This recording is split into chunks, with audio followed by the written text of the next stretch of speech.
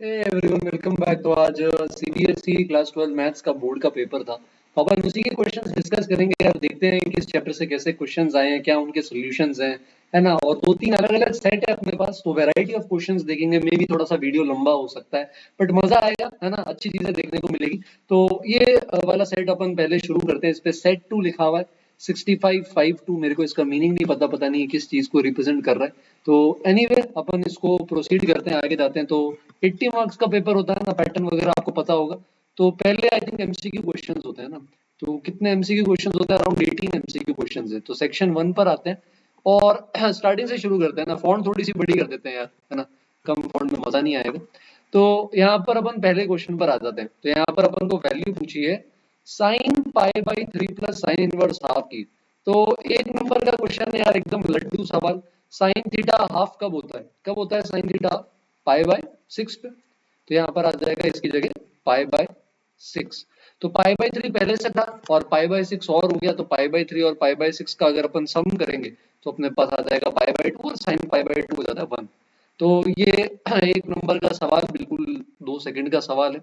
Next पे number of reflexive relations पूछे, तो आपको ए से ए में रिफ्लेक्सिव रिलेशंस बनाना है। तो जब भी आप रिलेशन बनाते हो तो रिलेशन क्या होता है? ए से बी में बना रहे हो तो ए क्रॉस बी कार्टेशियन प्रोडक्ट लेते हैं और उसके टोटल जितने भी सबसेट्स होते हैं 2 की पावर mn फॉर्मूला होता है, उतने टोटल रिलेशंस होते हैं। पर यहाँ रिफ्लेक्सिव रिलेशन पूछा है तो इसमें 3,3 होना चाहिए, 5,5 भी इसमें होना चाहिए, है ना। तो टोटल तो वैसे अगर आप ए क्रॉस ए यहाँ पर करोगे तो ए क्रॉस ए करने पर आपके पास क्या क्या आएगा? आपके पास 3 3 आएगा, आपके पास 3 5 आएगा, आपके पास 5 5 आएगा और आपके पास 5 3। टोटल इतने सारी चीजें और इनमें से सबसेट लेकर रिफ्लेक्सिव रिलेशन बनाना है। तो क्या क्या रिफ्लेक्सिव रिलेशंस बन सकते हैं? सबसे पहले वाले सबसेट के लिए तो 3 3 और 5 5, ये तो बेटा कंपलसरी है ना, ये तो लेना ही पड़ेगा। तो 3 3 5 5 ये एक हो गया। इसी तरह 3 3 5 5 के साथ साथ अपन एक तो 3 3 ले लेते हैं, 3 3 के साथ अपन यहाँ पर 5 5 भी ले लेते हैं और एक अपन साथ में एक और कोई एलिमेंट ले लेते हैं। रिफ्लेक्सिव भी तो बनाना है तो 3,5 ले लेते हैं। एक अपन क्या कर सकते हैं, 3 3 ले लेते हैं, 5 5 ले लेते हैं और साथ में अब अपन 3,5 की जगह 5,3 ले लेते हैं। और एक ऐसा होगा जिसमें अपन दोनों ले लेंगे, जैसा कि यहाँ पर अपन ने किया। तो 1 2 3 4 टोटल कितने रिफ्लेक्सिव रिलेशन आ जाएंगे? 4 रिलेशन आ जाएंगे। तो अगेन थोड़ा सा लॉजिकल क्वेश्चन था, बट अपन इसको भी आराम से कैलकुलेट कर सकते थे। क्वेश्चन नंबर 3 पर आते हैं। मैट्रिक्स ए रखी है और ए जो है ये बी स्क्वायर है, तो बी को बी से मल्टीप्लाई करना है। तो बी मैट्रिक्स तो दे रखी है अपन को बेटा x 0 1 1। तो इसको किससे मल्टीप्लाई करेंगे? वापस x 0 1 1 से। तो मल्टीप्लाई करो, पहले रो को पहले कॉलम से करेंगे तो यहाँ पर एक्स स्क्वायर आ जाएगा। फिर पहले रो को दूसरे कॉलम से करोगे तो 0 आ जाएगा। फिर दूसरे रो को पहले कॉलम से करोगे तो x प्लस 1 आ जाएगा और फिर लास्ट में 1 आ जाएगा। अब आप इसको बराबर करो, तो अगर आप बच्चों ने जल्दबाजी में सिर्फ एक्स स्क्वायर को 1 के बराबर कर दिया और प्लस माइनस 1 टिक कर दिया तो गलत हो जाएगा, क्योंकि x प्लस 1 को भी 2 के बराबर होना पड़ेगा। तो प्लस माइनस 1 बिल्कुल गलत है, आंसर क्या आ जाएगा? 1, क्योंकि 1 प्लस 1 2 होता है और 1 का स्क्वायर 1 होता है। तो इजी क्वेश्चन, पर जल्दबाजी में मिस्टेक नहीं करनी। क्वेश्चन नंबर 4 पे आते हैं और मैट्रिक्स अपन को बनानी है ए मैट्रिक्स और फिर ए स्क्वायर निकालना है। ए मैट्रिक्स में क्या है कि अगर i बराबर j है, जो कि डायगोनल आपके पास 0 0 आएगा, है ना। और अगर i और j बराबर नहीं है तो 1 आएगा, तो इधर भी 1 और इधर भी 1। अब आप इसको क्या करोगे? खुद के साथ मल्टीप्लाई करोगे, यानी 0 1 1 0। अब मल्टीप्लिकेशन कर देंगे यार, सिंपल सा। तो मल्टीप्लाई करोगे तो 0 1 फर्स्ट रो को फर्स्ट कॉलम से करोगे तो ये आ जाएगा 1। फिर 0 1 को 1 0 से करोगे, फिर 1 0 को 0 1 से और 1 0 को 1 0 से। तो ये अपने पास डी ऑप्शन आ जाएगा, ठीक है। नेक्स्ट वाले में डिटरमिनेंट निकालना है, बड़ा ही सिंपल है। तो फर्स्ट कॉलम फर्स्ट रो के अलोंग इसको एक्सपेंड कर दो। तो 6 के साथ करोगे तो 3 माइनस 4 ये आ जाएगा। फिर 0 के साथ करने की जरूरत नहीं है। फिर माइनस 1 के अलोंग करोगे तो 2 into 1 minus 1 into 1 cross multiplication आ जाएगा। तो माइनस 6 माइनस 1 ये बन जाएगा माइनस का 7। तो अगेन पहले 5 क्वेश्चन एकदम देखते ही सिंपली सॉल्व करने के क्वेश्चंस थे। नेक्स्ट में अपने पास इंटीजर पार्ट x का फंक्शन है और पूछा है कि the function is continuous at. तो जो है ये इंटीजर्स पे कंटिन्यूअस नहीं होता, डिसकंटिन्यूअस होता है। तो 1.5 पर ये क्या हो जाएगा? कंटिन्यूअस। इसके लिए आपको इसका ग्राफ पता होना चाहिए। इसका स्टेयरकेस टाइप ग्राफ बनता है ऐसा, जो इंटीजर्स पर क्या हो जाता है, इसके केस में ब्रेक हो जाता है। तो इंटीजर्स पर डिसकंटिन्यूअस होगा, फ्रैक्शन पर ये कंटिन्यूअस हो जाएगा 1.5। अगले में x की पावर 2x का डिफरेंशिएशन चाहिए x के रेस्पेक्ट में। तो वेरिएबल की पावर वेरिएबल के डिफरेंशिएशन में बेटा अपन क्या करते हैं, पहले इसको क्या कर लेते हैं, y के बराबर रख लेते हैं। तो इसको मैं यहाँ पर अलग से सॉल्व कर लेता हूँ। तो सबसे पहले क्या करेंगे अपन, इसको y के बराबर रख लेंगे। तो y बराबर लिख लेंगे x की पावर 2x, फिर log ले लेंगे। तो अपने पास क्या आ जाएगा, log y। log लेते हैं तो पावर नीचे आ जाती है, तो ऐसा बन जाएगा। अब डिफरेंशिएशन कर दो चेन रूल से, तो log y का हो जाएगा 1 by y dy by dx, जो अपन को निकालना है एक्चुअली dy बाय dx। इसमें प्रोडक्ट रूल लगेगा, पहले x का कर देंगे अपन log x as it is, फिर log x का करेंगे तो 1 बाय x आएगा, तो x से कट हो जाएगा, फिर y दूसरी तरफ ले जाओ, तो डिफरेंशिएशन आ जाएगा y जो कि x की पावर 2x है, और साथ में 2 log x प्लस 2। तो ये अपने वाले क्वेश्चन का यहाँ पर आंसर हो जाएगा। ठीक है, तो अब इसको अपन देख लेते हैं, ये कौन सा ऑप्शन है, x की power 2x log 2x plus 2। तो x की पावर 2x, 2 कॉमन ले लिया, 1 plus log x। Again simple. Decreasing function क्या होता है, डेरिवेटिव नेगेटिव करना है अपन को, तो f डैश x कर लो, डिफरेंशिएशन आएगा 6x square 18x plus 12, 6 common ले लेंगे, x square plus 3x plus 2 के फैक्टराइजेशन आ जाएंगे ऐसे। तो अपन नंबर लाइन बना सकते हैं, नंबर लाइन ऐसे बनेगी, ये इसके रूट्स है, फिर प्लस माइनस प्लस। तो डिक्रीजिंग वहां पर होगा जहां डेरिवेटिव नेगेटिव है, यानी -2 से -1 के अंदर। ठीक है, बाकी सारे ऑप्शन यहाँ पर गलत हो जाएंगे। तो अगेन 8 वाले में सिंपल डिफरेंशिएशन ही है, कुछ खास नहीं। 9th वाले क्वेश्चन पर आते हैं, x mod x कहाँ पर डिफरेंशिएबल है, ये पूछा है अपन से। तो दो केस ले लेते हैं अपन, एक बार जब x greater than equal to 0 है, तो वहां पर जो mod x की वैल्यू है वो x है, तो x into x x square हो जाएगा, और x लेस देन 0 पे ये माइनस एक्स हो जाएगा, प्रोडक्ट माइनस एक्स स्क्वायर। तो एक्स स्क्वायर अपने आप में डिफरेंशिएबल है, माइनस एक्स स्क्वायर भी अपने आप में कंटिन्यूस डिफरेंशिएबल है। 0 पर जरूर आपको चेक करना पड़ेगा। तो अगर आप इनका ग्राफ बनाओगे तो एक्स स्क्वायर अपवर्ड पैराबोला है, minus x square downward parabola है, कंटिन्यूस तो है 0 पर। Left hand right hand derivative निकाल लो, तो एक्स स्क्वायर का डेरिवेटिव 2x है जो 0 पे 0 आएगा, और माइनस एक्स स्क्वायर का -2x है, ये भी 0 पे 0 आएगा। तो 0 पे डेफिनेशन चेंज हो रही थी, पर बेटा वहां पर भी डिफरेंशिएबल है, और बाकी सब जगह तो होगा ही। तो ये ऑल रियल नंबर्स के अंदर क्या हो जाएगा, डिफरेंशिएबल हो जाएगा, सिंपल आ जाएगा अपने पास इस तरह से, है ना। तो ये अगेन डायरेक्ट क्वेश्चन था, अगर आपने पहले से सॉल्व कर रखा तो फटाफट से आपका आंसर इसके केस के अंदर आ जाएगा। ठीक है, नेक्स्ट वाले के केस के अंदर अगर आप अपन यहाँ पर देखें, तो यहाँ पर अपन को इंटीग्रेशन पूछा है sec x minus ten x का। sec x minus ten x का डिफरेंशिएशन क्या होगा, तो जैसे अपन रैशनलाइजेशन करते हैं वैसे करेंगे। न्यूमरेटर में आपके पास यहाँ पर sec x है, और डिनोमिनेटर के अंदर अपन देखेंगे तो वहां पर अपने पास sec x minus ten x है। समझ रहे हो आप मेरी बात। तो अब आप यहाँ पर क्या करो, ऊपर नीचे sec x plus ten x से मल्टीप्लाई कर दो, ऊपर भी और नीचे भी सेम क्वांटिटी से मल्टीप्लाई करेंगे तो वैल्यू तो चेंज होगी नहीं, और नीचे भी यहाँ पर आ जाएगा sec x plus ten x. अब अपन इसको मल्टीप्लाई करते हैं, तो ऊपर देखो क्या बनेगा, न्यूमरेटर देखो, न्यूमरेटर में आ जाएगा हमारे पास sec स्क्वायर x, और प्लस के अंदर हमारे पास यहाँ पर आ जाएगा sec x tan x। Denominator में यहाँ पर a plus B A minus B से sec square x minus tan square x होगा, जो 1 होता है। तो डिनोमिनेटर की चिंता ही हट गई बेटा। अब इंटीग्रेशन कर लो, sec स्क्वायर x का इंटीग्रेशन आ जाएगा tan x, और sec x tan x का इंटीग्रेशन आ जाएगा sec x। तो इसका इंटीग्रेशन अपने पास आ जाएगा sec x plus tan x, और प्लस में c आ जाएगा। तो सिंपल सा क्वेश्चन था, बस थोड़ा सा लॉजिक यहाँ पर अपन को लगाने की जरूरत थी। अब नेक्स्ट पर आ जाते हैं अपन, इसके केस में sin 2x का इंटीग्रेशन 0 से पाई बाय 4 डेफिनेट है, तो sin 2x का इंटीग्रेशन डायरेक्ट कर देंगे। तो sin 2x का इंटीग्रेशन आ जाएगा माइनस कॉस 2x बाई 2। अब वैल्यू रखने का वक्त आ गया, पाई बाय 4 पर ये वाली वैल्यू 0 हो जाएगी, माइनस का 1/2 तो बाहर ही रखो, पाई बाय 4 पे ये हो जाएगा 0, और माइनस 0 रखोगे तो 0 पे कॉस 0 हो जाएगा 1। तो यहाँ से अपने पास आंसर आ जाएगा। ये जिसका भी पेपर नेट से उठाया, काफी सारी गलतियां हैं। तो सिंपल क्वेश्चन था, इंडेफिनिट का फिर लिमिट्स लगा देंगे तो डेफिनेट इंटीग्रेशन की। नेक्स्ट के अंदर आते हैं, पूछा है sum of order and degree of this differential equation. तो यहाँ पर क्या है, ये dy by dx whole cube का डिफरेंशिएशन। तो चेन रूल से डिफरेंशिएशन करो, चेन रूल से डिफरेंशिएशन करेंगे तो हमारे पास क्या आ जाएगा 3, है ना, dy अपॉन में आ जाएगा dx, और इसका क्या आ जाएगा अपने पास होल स्क्वायर, और चेन रूल से dy by dx का डेरिवेटिव हो जाएगा d2y by dx पर। समझ रहे हो। तो ऑर्डर जो होता है वो क्या होता है, ऑर्डर होता है हाईएस्ट डिफरेंशियल। तो सबसे बड़ा differential coefficient d2y by dx square है, तो ऑर्डर तो यहाँ 2 हो जाएगा, और d2y by dx स्क्वायर की पावर 1 ही है, तो इसकी डिग्री क्या हो जाएगी 1। और अपन को सम पूछा है तो अपन इसको ऐड करते हैं। तो सिंपल क्वेश्चन था। क्वेश्चन नंबर 13 पर आते हैं। वेक्टर्स कोलिनियर तब होते हैं जब पैरेलल है, मतलब डायरेक्शन रेशियो सेम होने चाहिए। तो a1 upon b1, a2 upon b2 और a3 अपॉन b3 सेम होना चाहिए। तो डायरेक्टली इसको अपन क्या कर सकते हैं, देखते ही टिक कर सकते हैं। 14th पे एक यूनिट वेक्टर पूछा है जो इक्वल एक्यूट एंगल बनाता है कोऑर्डिनेट एक्सिस से, है ना। वो ए कैप है और फिर उसका प्रोजेक्शन बी पे पूछा है। तो आपको पता होगा कि अगर कोई वेक्टर जो है वो अल्फा बीटा गामा ये एंगल बनाता है एक्स वाई और जेड एक्सिस के साथ, तो अपन सिंपली ये बोल सकते हैं कि cos square alpha plus cos square beta और प्लस कॉस स्क्वायर गामा, इसकी जो वैल्यू आती है 1 आती है। और अगर ये एंगल सारे इक्वल हैं तो तीनों बराबर हो जाएंगे, है ना। तो 3 टाइम्स कॉस स्क्वायर अल्फा, इसकी वैल्यू 1 आ जाएगी। तो कॉस अल्फा प्लस माइनस 1/√3 हो जाएगा। पर एक्यूट है तो पॉजिटिव ही लेंगे।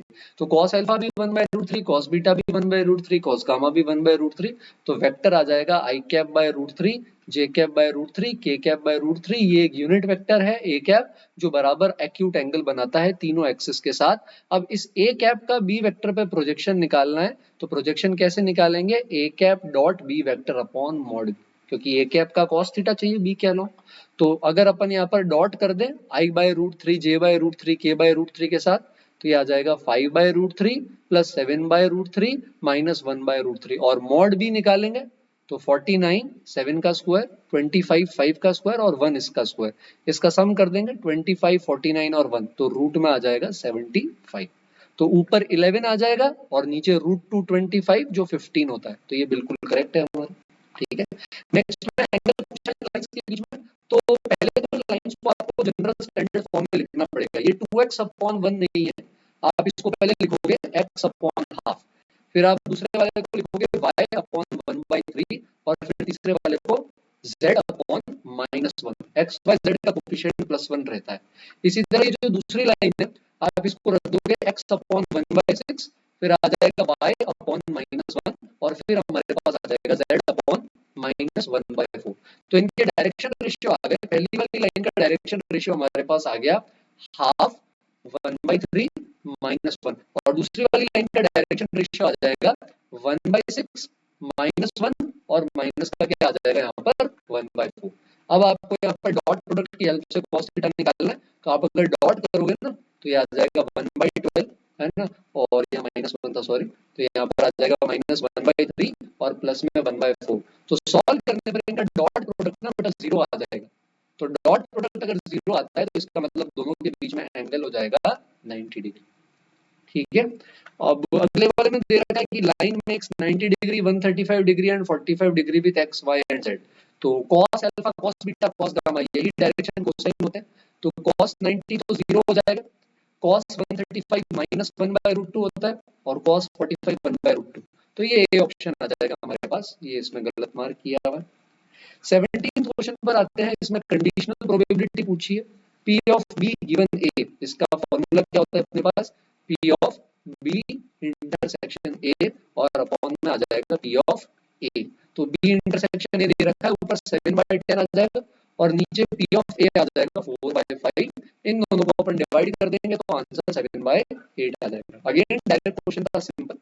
क्वेश्चन नंबर 18 पर आते हैं। इंडिपेंडेंट इवेंट्स दे रखे हैं। तो इंडिपेंडेंट इवेंट्स में क्या होता है, इंटरसेक्शन वाला जो होता है जैसे P of A intersection B, तो PA PB का प्रोडक्ट हो जाता है, या P of A intersection B dash, तो PA इंटू P डैश हो जाता है। तो जैसे A भी इंडिपेंडेंट है तो A और B डैश भी इंडिपेंडेंट हो जाएंगे। समझ रहे हो आप यहाँ पर। तो अगर आप यहाँ पे P B dash given A निकालोगे तो ये डायरेक्टली P B डैश पर ही आएगा, क्योंकि B A पे डिपेंड नहीं कर रहा तो B डैश भी A पे डिपेंड नहीं करेगा। अब B की प्रोबेबिलिटी 1/4 है तो B डैश की हो जाएगी 1 माइनस B की प्रोबेबिलिटी यानी 3/4। तो ये यार 1 मार्क के थे ना, तो आप देख सकते हो अपन को हार्डली 10 मिनट लगे। समझ रहे हो आप मेरी बात। 3 घंटे का पेपर होता है, 3 घंटे, और ये 18 मार्क 18 मार्क्स 80 में से ये 10 मिनट में आ रहे हैं। तो अगेन तैयारी अच्छी है तो यार पेपर सारे आसान है, फ्रैंक बात है। और तैयारी अच्छी नहीं है तो सारे पेपर टफ है। चलो 19 पे आते हैं, असर्शन रीजन। तो ये देखते ही पता चल रहा है डेफिनेट इंटीग्रेशन की किंग प्रॉपर्टी का क्वेश्चन है। ये जो रीजन आपको यहाँ पर दे रखा है तो इंटीग्रेशन एफ एक्स का ए से बी, ये एफ एक्स का इंटीग्रेशन ए प्लस बी माइनस एक्स के बराबर होता है। ये बिल्कुल ट्रू स्टेटमेंट है और ये इंटीग्रेशन डेफिनेट इंटीग्रेशन की एक प्रॉपर्टी है जिसको अपन कोचिंग में किंग प्रॉपर्टी भी बोलते हैं। तो आप अगर ये इंटीग्रेट करना चाहते हो तो आप इसको आई मान लो, अब आप इसमें किंग लगाओगे तो आप x को रिप्लेस कर दोगे 2 प्लस 8 माइनस एक्स से। तो आप जब ये किंग लगाओगे तो ये इंटीग्रेशन आई ऊपर 10 माइनस एक्स करोगे तो ऊपर रूट एक्स आ जाएगा, नीचे जो पहले रूट एक्स था वो रूट 10 माइनस एक्स बन जाएगा और जो रूट 10 माइनस एक्स था वो एक्स बन जाएगा। तो ये भी इंटीग्रेशन आई है, ये भी इंटीग्रेशन आई है, दोनों को ऐड कर दो, डिनोमिनेटर सेम है, ऐड करोगे तो न्यूमरेटर भी सेम आ जाएगा।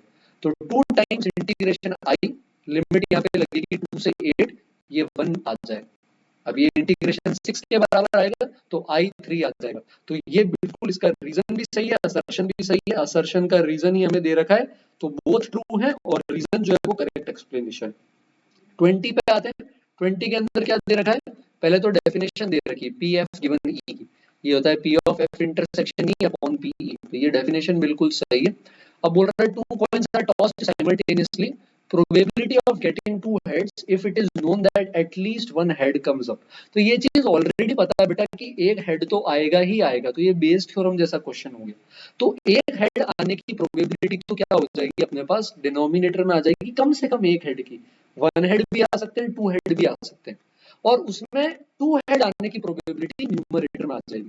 तो एटलीस्ट वन हेड कैसे आ सकता है, हेड टेल, टेल हेड या फिर हेड हेड, या टोटल में से दोनों बार टेल आने की प्रोबेबिलिटी, बोथ टाइम टेल मतलब हाफ इनटू हाफ, टेल की प्रोबेबिलिटी हाफ होती है, हेड की भी हाफ, तो पहली बार में भी टेल दूसरी बार में भी टेल, हाफ इनटू हाफ क्या होता है 1/4, तो ये नीचे आ जाएगा क्योंकि ये गिवन है। और ऊपर ना सिर्फ एटलीस्ट वन हेड आना चाहिए बट टू हेड आने चाहिए, मतलब एग्जैक्टली टू हेड, ये प्रोबेबिलिटी ऊपर आ जाएगी, एग्जैक्टली टू हेड दोनों बार हेड हेड यानी हाफ इनटू हाफ, तो 1/4 ऊपर 3/4 नीचे, और सॉल्व करोगे तो 1/3 आ जाएगा। तो ये एक्सप्लेनेशन भी करेक्ट है असर्शन का, तो ये भी अपने लिए क्या हो जाएगा, बिल्कुल करेक्ट हो जाएगा, तो ये भी बिल्कुल करेक्ट है। क्लियर है। अब नेक्स्ट सेक्शन बी है अपने पास, ऑब्जेक्टिव वाले हो गए। अब यहाँ 2 मार्क के क्वेश्चन है, 20 में से 20 आ चुके हैं अपने। अब अपन को ग्राफ बताना है कॉस इनवर्स एक्स की प्रिंसिपल ब्रांच का, तो बड़ा ही सिंपल है, ये चीज याद होनी चाहिए, है ना। कॉस इनवर्स एक्स की प्रिंसिपल ब्रांच, तो कॉस एक्स का जो डोमेन है वो कॉस इनवर्स एक्स की रेंज हो जाएगी और जो रेंज है वो डोमेन हो जाएगा, और अपन ऐसा ही फंक्शन लेते हैं कि बाइजेक्टिव रहे। तो कॉस इनवर्स एक्स डिक्रीजिंग होता है ना, इसका डोमेन होता है -1 से लेकर के 1 के बीच में, और रेंज आती है अपने पास 0 से लेकर के पाई के बीच में, इस तरह से। तो cos इनवर्स -1 जो है ये पाई के बराबर आता है, cos इनवर्स 0, cos थीटा 0 कब होता है, ये पाई/2 आता है, और cos इनवर्स 0, ये यहाँ पर cos इनवर्स 1 करते हैं तो उसकी वैल्यू 0 आ जाती है। तो कुछ इस शेप का ग्राफ बनता है। तो ये आई होप आपने एनसीईआरटी से याद किया, और फ्री के 2 नंबर थे ये अपने, तो 22 मार्क्स अपने आ चुके हैं। अब यहाँ ऑप्शन है ए या बी में से आप कोई भी कर सकते हो। दूसरा वाला बड़ा सिंपल है, area of parallelogram adjacent side दे रखी है, तो इसका बेटा डायरेक्ट फॉर्मूला होता है mod of a cross b. तो आपको जैसे वेक्टर दे रखा है तो आप इसको निकालने के लिए क्या करोगे, आई जे के, ए वेक्टर के लिए 1 -1 3 लिख देंगे, बी के लिए 2 -7 1 लिख के पहले क्रॉस प्रोडक्ट निकालेंगे, फिर मॉड निकाल लेंगे। तो बड़ा सिंपल है, आप कर सकते हो। सेकंड वाले के अंदर बोल रखा है ए क्रॉस बी यूनिट वेक्टर है, तो ए और बी के बीच में एंगल बताओ, ये भी सिंपल है। ए क्रॉस बी जो होगा वो क्या होगा, mod a mod B sine theta और एन कैप डायरेक्शन दे रहा है, फिलहाल हमें मैग्नीट्यूड से ही मतलब है। तो ए क्रॉस बी यूनिट वेक्टर है, तो मैं दोनों तरफ मॉड्यूलस ले लेता हूँ, इधर भी और इधर भी। तो ए क्रॉस बी का मॉड हो जाएगा 1, मॉड ए की वैल्यू है 3, मॉड बी की वैल्यू आ रही है 2/3, और साइन थीटा यहाँ पर एज इट इज आ जाएगा। तो यहाँ से सॉल्व करोगे तो साइन थीटा हाफ आ जाएगा जो 30 डिग्री पाई/6 पे आता है। तो ये दोनों फ्री के नंबर है ना, +2 मार्क्स, वेरी इजीली अपन ला सकते हैं। अगेन 23 ए बी दोनों सिंपल है। पहले में शो करना है कि f is not differentiable at x equal to 1, तो आप left hand right hand derivative निकाल सकते हो। कोचिंग में तो हम क्या करते हैं, डायरेक्टली डिफरेंशिएट कर देते हैं, हम बोलते हैं 1 पर ये 1 स्क्वायर और 1 दोनों सेम आ रहा है, इसका डेरिवेटिव 2x है, 1 रखोगे तो ये 2 आ जाएगा जो कि राइट हैंड डेरिवेटिव है, और x का डेरिवेटिव 1 आ जाएगा। Left hand derivative 1, right hand derivative 2 equal नहीं है, पर आपको बोर्ड के अंदर फर्स्ट प्रिंसिपल से शो करना पड़ेगा। तो आप जब यहाँ पर राइट हैंड डेरिवेटिव लोगे तो आप क्या लिखोगे, f of 1 plus h minus के अंदर आ जाएगा f(1) और अपॉन के अंदर आपके पास आ जाएगा h, और लिमिट आप लगाओगे यहाँ पे h टेंडिंग टू 0 प्लस, तो आप 1 प्लस एच रख दोगे, एक्स स्क्वायर में क्या बन जाएगा यहाँ पर 1 प्लस एच का होल स्क्वायर, f(1) की वैल्यू 1 है और अपॉन में h आ जाएगा। तो आप अगर न्यूमरेटर सॉल्व करोगे तो ये एच स्क्वायर प्लस 2h हो जाएगा, इसको आप अगर h से डिवाइड करोगे तो ये 2 प्लस एच आ जाएगा, जब आप h 0 भेज दोगे तो ये 2 आ जाएगा, जो अपन डायरेक्ट डिफरेंशिएशन से बोल रहे थे। सिमिलरली अब आप लेफ्ट हैंड डेरिवेटिव निकाल सकते हो, वो 1 आएगा, दोनों बराबर नहीं। 22 का बी, 23 का बी भी सिंपल है, कंटिन्यूस है अगर 0 पे, तो 0 पे जो फंक्शन की वैल्यू है f(0) क्या दे रखा है 1, तो लिमिट की वैल्यू फंक्शन की वैल्यू के बराबर होगी तो ही ये कंटिन्यूस होगा 0 पे। तो लिमिट की वैल्यू स्टैंडर्ड लिमिट से निकाल दो, आपके पास ऊपर साइन स्क्वायर लैम्डा एक्स है, आप उसको साइन लैम्डा एक्स इंटू के अंदर साइन लैम्डा एक्स लिख सकते हो, और नीचे एक्स स्क्वायर है, इसको आप एक्स इंटू एक्स लिख लो और साथ में लैम्डा इंटू लैम्डा से मल्टीप्लाई डिवाइड कर दो, तो ऊपर लैम्डा स्क्वायर आ जाएगा। अब ये स्टैंडर्ड लिमिट है, ये 1 बन जाएगा और साथ में लैम्डा स्क्वायर बचेगा, तो लैम्डा स्क्वायर को 1 के बराबर कर देना, तो लैम्डा 1 माइनस 1 दोनों आ जाएगा। अगर आपने सिर्फ एक लिखा है तो मार्क्स कट सकते हैं। तो सिंपल क्वेश्चन था, इजी 2 मार्क्स आ सकते हैं। सेकंड में हमें इंटीग्रेशन से एरिया ऑब्टेन करना है, तो हम पहले ग्राफ बनाते हैं 2x प्लस वाई बराबर 8, वाई बराबर 2, वाई बराबर 4 और वाई एक्सिस। तो अपन एक बार इसको बनाते हैं, तो लाइन तो आई होप आपको सिंपली प्लॉट करना आता है, और इंटीग्रेशन से ही करना है, आपने इंटीग्रेशन से नहीं किया तो मार्क्स कट जाएंगे। तो सबसे पहले आप यहाँ पर लाइन बनाओगे, है ना, ये लाइन अगर आप देखोगे तो लाइन कौन सी होनी चाहिए, 2x plus Y equal to 8 को रिप्रेजेंट करनी चाहिए। तो सबसे पहली चीज जो आपको यहाँ पर बनानी है वो है 2x plus Y equal to 8 का ग्राफ, और आप पॉइंट्स निकाल सकते हो। तो अगर अपन यहाँ पे 2x plus Y equal to 8 बनाएंगे तो ये आएगा 4,0, y को 0 करोगे तो x को 0 करोगे तो आएगा 0,8। अब आप इसमें क्या क्या चीजें दे रखी है, y बराबर 2, y बराबर 4 और y एक्सिस।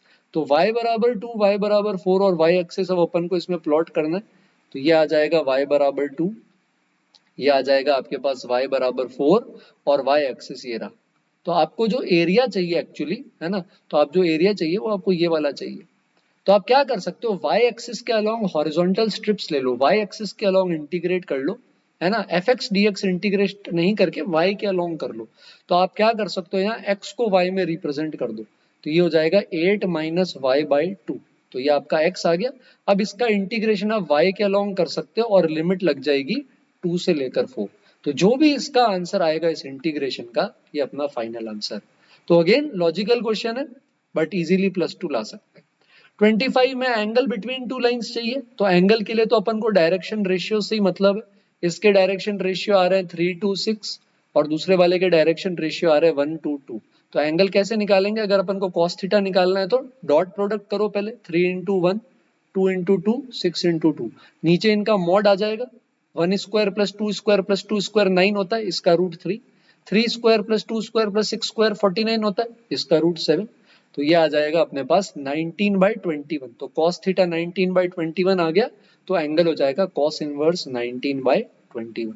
तो 2 मार्क्स का क्वेश्चन यार, फ्री के मार्क्स बांट रहे हैं।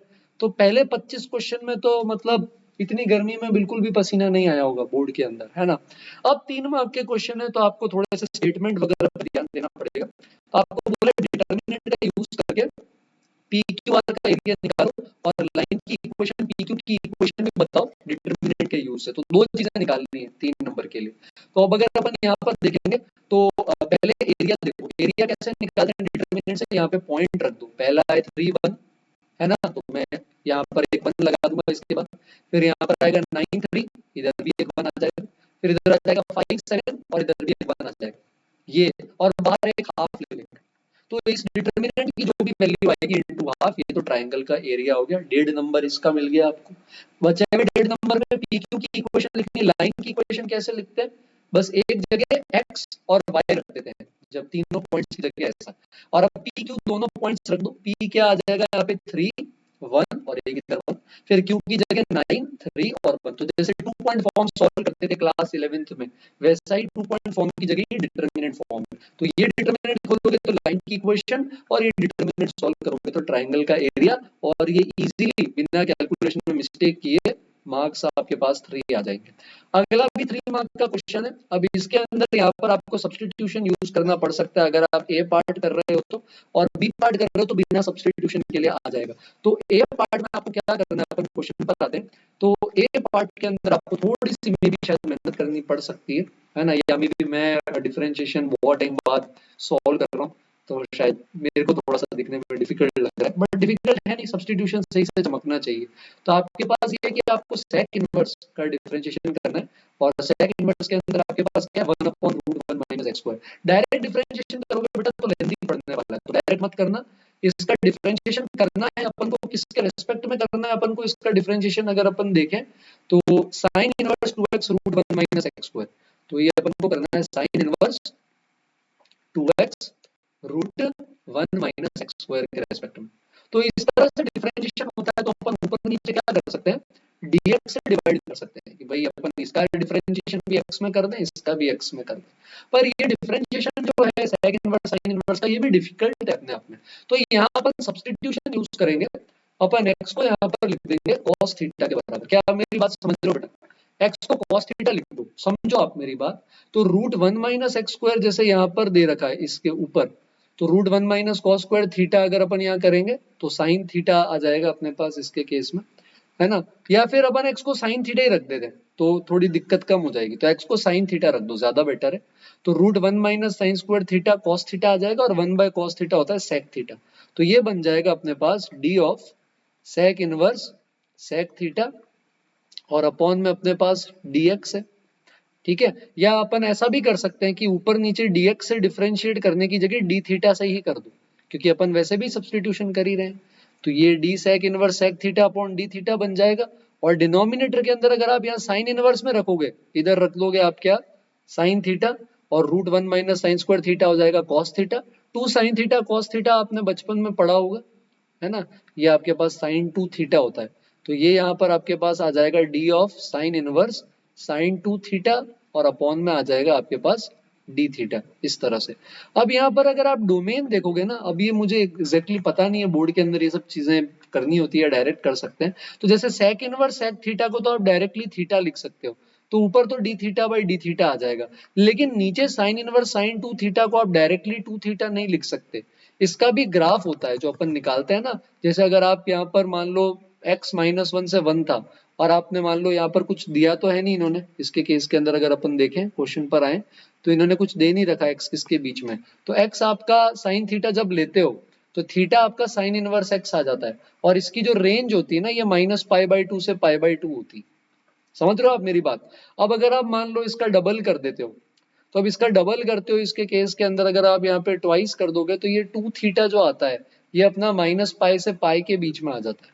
तो अब आप जब साइन इनवर्स साइन का ग्राफ बनाते हो ना, जैसे ये साइन इनवर्स साइन है, तो इसका ग्राफ -π/2 से π/2, इसके बीच में तो ये स्ट्रेट लाइन रहेगा ऐसा, पर π/2 से π में फिर ये नीचे आ जाता है इस तरह से, और -π/2 से -π में भी ऐसा चला जाएगा। तो आप जब इसका डिफरेंशिएशन करोगे ना, तो -π/2 से π/2 में तो इसका स्लोप 1 आता है थीटा के रेस्पेक्ट में, ठीक है। पर अब अगर आप यहाँ वापस आगे आओगे तो फिर अब ये -1 हो जाता है। तो अगर आपका 2 थीटा -π/2 से π/2 के बीच में है, अगर आपका 2 थीटा -π/2 से π/2 के बीच में है, यानी कि अगर आपका थीटा -π/4 से π/4 है, और अगर आप साइन थीटा ले लो दोनों तरफ, तो अगर आपका x -1/√2 से 1/√2 है, तब तो ये 2 थीटा ही बन जाएगा। नहीं तो अगर ये 1/√2 से 1 के बीच में हुआ तो ये π-2 थीटा बनेगा, और अगर ये -1 से -1/√2 हुआ तो उसके केस के अंदर ये यहाँ पर अगर अपन देखेंगे तो अब यहाँ पर वैल्यू तो अपने पास क्या आ जाएगी इसके केस में, जैसे यहाँ π-x खुलता है और यहाँ पर -π-x, तो यहाँ -π-2 थीटा आ जाएगा। तो आप जब डिफरेंशिएशन करोगे ना, तो यहाँ तो 2 थीटा का डिफरेंशिएशन यहाँ पर 2 आ जाएगा, इधर -2 आएगा, इधर भी -2 आएगा। सेम चीज सेक इनवर्स के साथ भी हो सकती है, क्योंकि सेक इनवर्स के अंदर आपका सेक थीटा है। तो आप जब यहाँ पे सेक इनवर्स सेक थीटा लोगे इसके केस के अंदर भी, तो अब ये भी क्योंकि -π/2 से π/2 के बीच में, तो इसका भी अगर आप ग्राफ देखोगे तो 0 से π/2 में तो ये सेम होता है, लेकिन -π/2 से 0 में ये sec inverse sec x x नहीं हो जाता है, माइनस एक्स हो जाता है, जैसे कॉस इनवर्स कॉस का ग्राफ होता है। तो ये भी एक जगह डिफरेंशिएशन 1 आएगा, एक जगह इसका -1 आएगा। तो आपको यहाँ ब्रेक करना पड़ेगा। आप डायरेक्टली सिर्फ इसका ऊपर थीटा नीचे 2 थीटा लिख के करोगे तो टेक्निकली वो गलत होता है। अब एनसीईआरटी में क्या एग्जैक्टली मुझे आइडिया नहीं है, बट आपको यहाँ पर ब्रेक करना पड़ेगा। बात समझ रहे हो आप मेरी? तो आपको -1 से -1/√2 अलग लेना पड़ेगा, उसमें ऊपर -1 नीचे -2 आएगा। फिर -1/√2 से 0 अलग लेना पड़ेगा, इसमें ऊपर -1 नीचे 2 आएगा।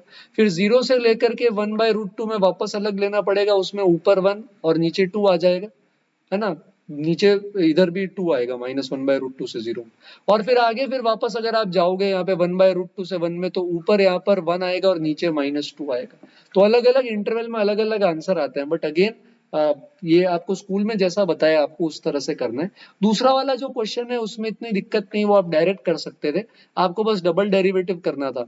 तो आप सिंपली यहाँ पर dy/dx कर लो, तो ये आ जाएगा आपके पास इसके केस में sec² x प्लस में आ जाएगा sec x tan x। तो ये कुछ इस तरह से आ जाएगा। लेकिन आपको डबल डेरिवेटिव चाहिए, तो इसके केस के अंदर आपको एक डेरिवेटिव और लेना है, तो d2y/dx² ये कैलकुलेट करना है। तो ये sec² x का चेन रूल से डेरिवेटिव लोगे तो 2 sec x into sec x tan x आएगा। ठीक है, तो ये कुछ ऐसा बन जाएगा। sec x tan x का लोगे तो पहले sec x का कर दो, जो sec x tan x होता है, इस तरह से। फिर आप यहाँ पर tan x का कर देना, sec x as it is रखोगे तो शायद sec³ x आ जाएगा। तो ये कुछ इस तरह से अपने पास एक्सप्रेशन आ जाएगा। अब आप इन तीनों में से sec x कॉमन ले सकते हो, तो अंदर बचेगा sec² x tan² x 2 sec x tan x, जो कि sec x plus tan x का होल स्क्वायर होता है। आपको एक्चुअली उसको इस फॉर्म में लेकर आना है, इसलिए इतनी डिफिकल्टी महसूस करनी पड़ रही है। तो आप अब यहाँ पर ये जो sec x plus tan x है, क्योंकि बेटा sec² x minus tan² x 1 होता है, तो आप sec x plus tan x को 1 upon sec x minus tan x भी लिख सकते हो। ये बोर्ड में ऑल्दो आपको लिखना पड़ेगा। अब आप sec को 1/cos और tan को sin/cos में कन्वर्ट करोगे तो ये फॉर्म आ जाएगी। तो ये मेरे को थोड़ा सा यहाँ डिफिकल्ट लगा, है ना? ए में आपको केस बनाने पड़ेंगे, बी में डायरेक्ट आएगा बट ट्रिग्नोमेट्री लग सकती है, और भी तरीके हो सकते हैं, बट ये थोड़ा सा 3 मार्क्स में मेहनत करनी पड़ सकती है। ये पहला क्वेश्चन थोड़ा सा इंटरेस्टिंग। 28th क्वेश्चन पर आते हैं। तो 28th क्वेश्चन के अंदर अगर अब अपन यहाँ पर देखेंगे तो इसको अपन को सॉल्व करना है, और दो अलग अलग क्वेश्चन है यहाँ पर, आप दोनों में से कोई भी कर सकते हो। इसके अंदर I think integration by part लगने वाला है, और दूसरा वाला जो है उसके अंदर इंटीग्रेशन की प्रॉपर्टी लगेगी। तो -a से a है, और ये फंक्शन इवन फंक्शन है, तो ये बन जाएगा अपने पास 2 टाइम्स 0 से लेकर π/4, है ना? इंटीग्रेशन की प्रॉपर्टी होती है -a से a वाली, और ये इसके अंदर यहाँ पर कन्वर्ट हो जाएगा। तो ये कुछ इस तरह से आ जाएगा ऐसा। ठीक है, अब यहाँ पर अपन इसको सॉल्व करना चाहते हैं, तो ऊपर हमारे पास cos 2x है, नीचे हमारे पास 1 प्लस cos 2x है। आप चाहो तो यहाँ पर किंग प्रॉपर्टी भी लगा सकते हो, आपके ऊपर है ना? ये इंटीग्रेशन आई है, आप x को π/4 माइनस एक्स से रिप्लेस करोगे तो 0 से π/4, यहाँ π/4 माइनस एक्स करोगे तो ये sin 2x बन जाएगा। नीचे आपके पास 1 प्लस साइन 2x। अगेन सब कुछ आपके ऊपर है, कोई जरूरी नहीं, आप यहाँ पे भी कर सकते हो। इसका इंटीग्रेशन कैसे करोगे? 1 ऐड और 1 सब्ट्रैक्ट कर दो, तो 1 ऐड करके डिवाइड करोगे तो ये तो 1 ही आ जाएगा, और नीचे 1 सब्ट्रैक्ट कर दोगे तो 1 अपॉन 1 प्लस cos 2x आएगा, जो आपने 11th में पढ़ा, ये 2 cos² x होता है। तो एक तो 1 का इंटीग्रेशन हो जाएगा, और एक sec² x का इंटीग्रेशन, 1 का इंटीग्रेशन x, sec² x का tan x। तो ये बड़ा ही सिंपल क्वेश्चन है यार, 1 ऐड और सब्ट्रैक्ट करके इंटीग्रेट करना है, बिना प्रॉपर्टी लगाए डायरेक्ट भी कर सकते हो। ठीक है, मतलब 0 से π/4 में बना दो पहले प्रॉपर्टी से, फिर डायरेक्ट कर सकते हो। दूसरा वाला ये वाला क्वेश्चन है हमारे पास, x² के साथ आ रहा है हमारे पास x⁵, और प्लस के अंदर अगर अब अपन यहाँ पर देखें तो हमारे पास 2x³ है, इस तरह से। तो फिर से इसको अलग अलग तरीके से कर सकते हैं। तो अगर मैं इसको यहाँ पर वापस लिखूं, तो हमारे पास इंटीग्रेशन के अंदर आ रहा है e⁵ में x², और e⁵x² के साथ हमारे पास आ रहा है x⁵ प्लस 2x³ dx, इसका इंटीग्रेशन। तो अब अगर अपन को इसका इंटीग्रेशन सॉल्व करना है तो अलग अलग मेथड हो सकते हैं। जैसे मान लो आप यहाँ पर x² को t ले सकते हो, ये भी आप कर सकते हो। तो और चीजें आप यहाँ पर कॉमन भी ले सकते हो, तो जैसे यहाँ पर आप x³ बाहर निकाल सकते हो, है ना? और x³ जो बाहर आएगा उसमें एक x² अलग कर देना, एक x अलग कर देना। क्यों, उस पे भी मैं आता हूँ। तो आप इसको इस तरह से ब्रेक करके लिख सकते हो ऐसा। अब आप x² को t लोगे तो 2x dx जो है ये dt हो जाएगा। तो अब अगर अपन इसके इंटीग्रेशन की तरफ दौड़ेंगे तो एक्स स्क्वायर जहां भी दिख रहा है वहां टी लिख लेंगे, टी प्लस टू ई की पावर टी, और ये आ जाएगा डी टी बाई टू। अब आप इंटीग्रेशन बाय पार्ट लगा सकते हो, यहाँ पे ई की पावर टी का इंटीग्रेशन और T square plus two T का डिफरेंशिएशन कर देंगे। तो ई की पावर टी का इंटीग्रेशन एज इट इज आएगा, हाफ बाहर रख दो आप इस तरह से, बाकी वाली चीज अनचेंज्ड आ जाएगी। माइनस के अंदर आएंगे तो ई की पावर टी का इंटीग्रेशन, अब इसका डिफरेंशिएशन, तो टू टी प्लस टू आ जाएगा। फिर एक बार और बाय पार्ट लगेगा यहाँ पर अपने पास, ई की पावर टी का integration two t plus two as it is, और फिर माइनस के अंदर ई की पावर टी के साथ टू टी प्लस टू का डिफरेंशिएशन। और अब आपको पता है ई की पावर टी इंटू टू का इंटीग्रेशन सेम ही आ जाएगा, और लास्ट में टी की जगह एक्स स्क्वायर रख दो। तो ये अगेन इजी है, दोनों ही इजी है, आप दोनों में से कोई भी कर सकते हो। तो ये वापस इजी 3 मार्क्स है। 29th वापस एरिया अंडर द कर्व का क्वेश्चन है, माइनर सेगमेंट कट ऑफ का एरिया निकालना, बड़ा सिंपल है यार। X square plus y square by equal to 4, ये एक सर्कल होता है, 11th में आपने पढ़ा है, और x बराबर 1 एक लाइन आएगी, तो ये माइनर सेगमेंट है, इसका एरिया निकालना है। सिमेट्रिक है, ऊपर नीचे एक्स एक्सिस के सेम है, तो अपन सर्कल का एक पोर्शन लेते हैं, एक्स एक्सिस के अलोंग वर्टिकल स्ट्रिप्स लेकर इंटीग्रेट कर देंगे। ये x बराबर 1 है और सर्कल x बराबर 2 पे कट कर रहा है, तो पहले आप y को x के टर्म्स में रिप्रेजेंट कर दो, है ना, तो ये ऊपर वाला पोर्शन आ जाएगा, और नीचे वाले का भी सेम एरिया है, तो ये हो जाएगा 2 टाइम्स 1 से लेकर 2 integration root 4 minus x square. इसका इंटीग्रेशन आपने पढ़ा होगा, root a square minus x square, इसका इंटीग्रेशन क्या होता है, x by two root a square minus x square, फिर a square by two sine inverse x by a. तो बस अब अपना यही आएगा, बस ए यहाँ पर जो ए है उसकी जगह ए स्क्वायर 4 है, तो ए की जगह 2 रख देंगे, तो इस इंटीग्रेशन के अंदर फाइनली 1 और 2 पुट कर देंगे और डबल कर देंगे, तो ये 3 मार्क्स का सिंपल क्वेश्चन आ गया। तो ये डायरेक्ट है। नेक्स्ट जो है अपने पास यहाँ पर ये दो पैरेलल लाइंस के बीच का डिस्टेंस है, तो आप इसके कोऑर्डिनेट देखोगे, डायरेक्शन कोसाइन 2 3 6 है, इसमें से अगर आप 2 कॉमन ले लो बाहर तो इसके भी 2 3 6 आ जाएंगे, और ये दोनों पॉइंट्स है लाइन पे, तो पैरेलल लाइन के बीच में डिस्टेंस का फॉर्मूला होता है डायरेक्टली, ये तो अपन कोचिंग में भी देखते हैं, स्कूल में भी देखते हैं कि अगर a1 a2 दो पॉइंट्स हैं तो a1 vector minus a2 vector ये डिस्टेंस लेते हैं, और फिर उसका कंपोनेंट ले लेते हैं अपन किसके अलोंग, यहाँ पर ये वाला प्रोजेक्शन, यानी कि b वेक्टर के परपेंडिकुलर ले लेते हैं। तो अपन लिख लेते हैं a1 vector minus a2 vector cross b vector, इसका मॉड ले लेते हैं और नीचे डिवाइड कर देते हैं मॉड ऑफ b वेक्टर से। तो आपके पास a1 a2 b वेक्टर सब है, या आप a1 वेक्टर और a2 वेक्टर मान के डिफरेंस ले लेना, तो a1 minus a2 2i cap plus j cap minus k cap आ जाएगा। तो ये a1 माइनस a2 हो गया, इसका क्रॉस करेंगे अपन b वेक्टर के साथ, क्रॉस प्रोडक्ट आपको आता है, डिटर्मिनेंट बनाएंगे i j k का, 2 1 माइनस 1 2 3 6, ये जो भी वेक्टर आएगा इसका मॉड ले लेंगे, और नीचे डिनोमिनेटर में 2i 3j 6k, इसका मॉड निकालोगे तो 7 से डिवाइड कर देंगे। तो ये डायरेक्ट फॉर्मूला बेस्ड क्वेश्चन था, क्वेश्चन नंबर 30। तो एक 3 मार्क के क्वेश्चन के अलावा अभी तक तो कुछ ऐसा खास टफ लगा नहीं है।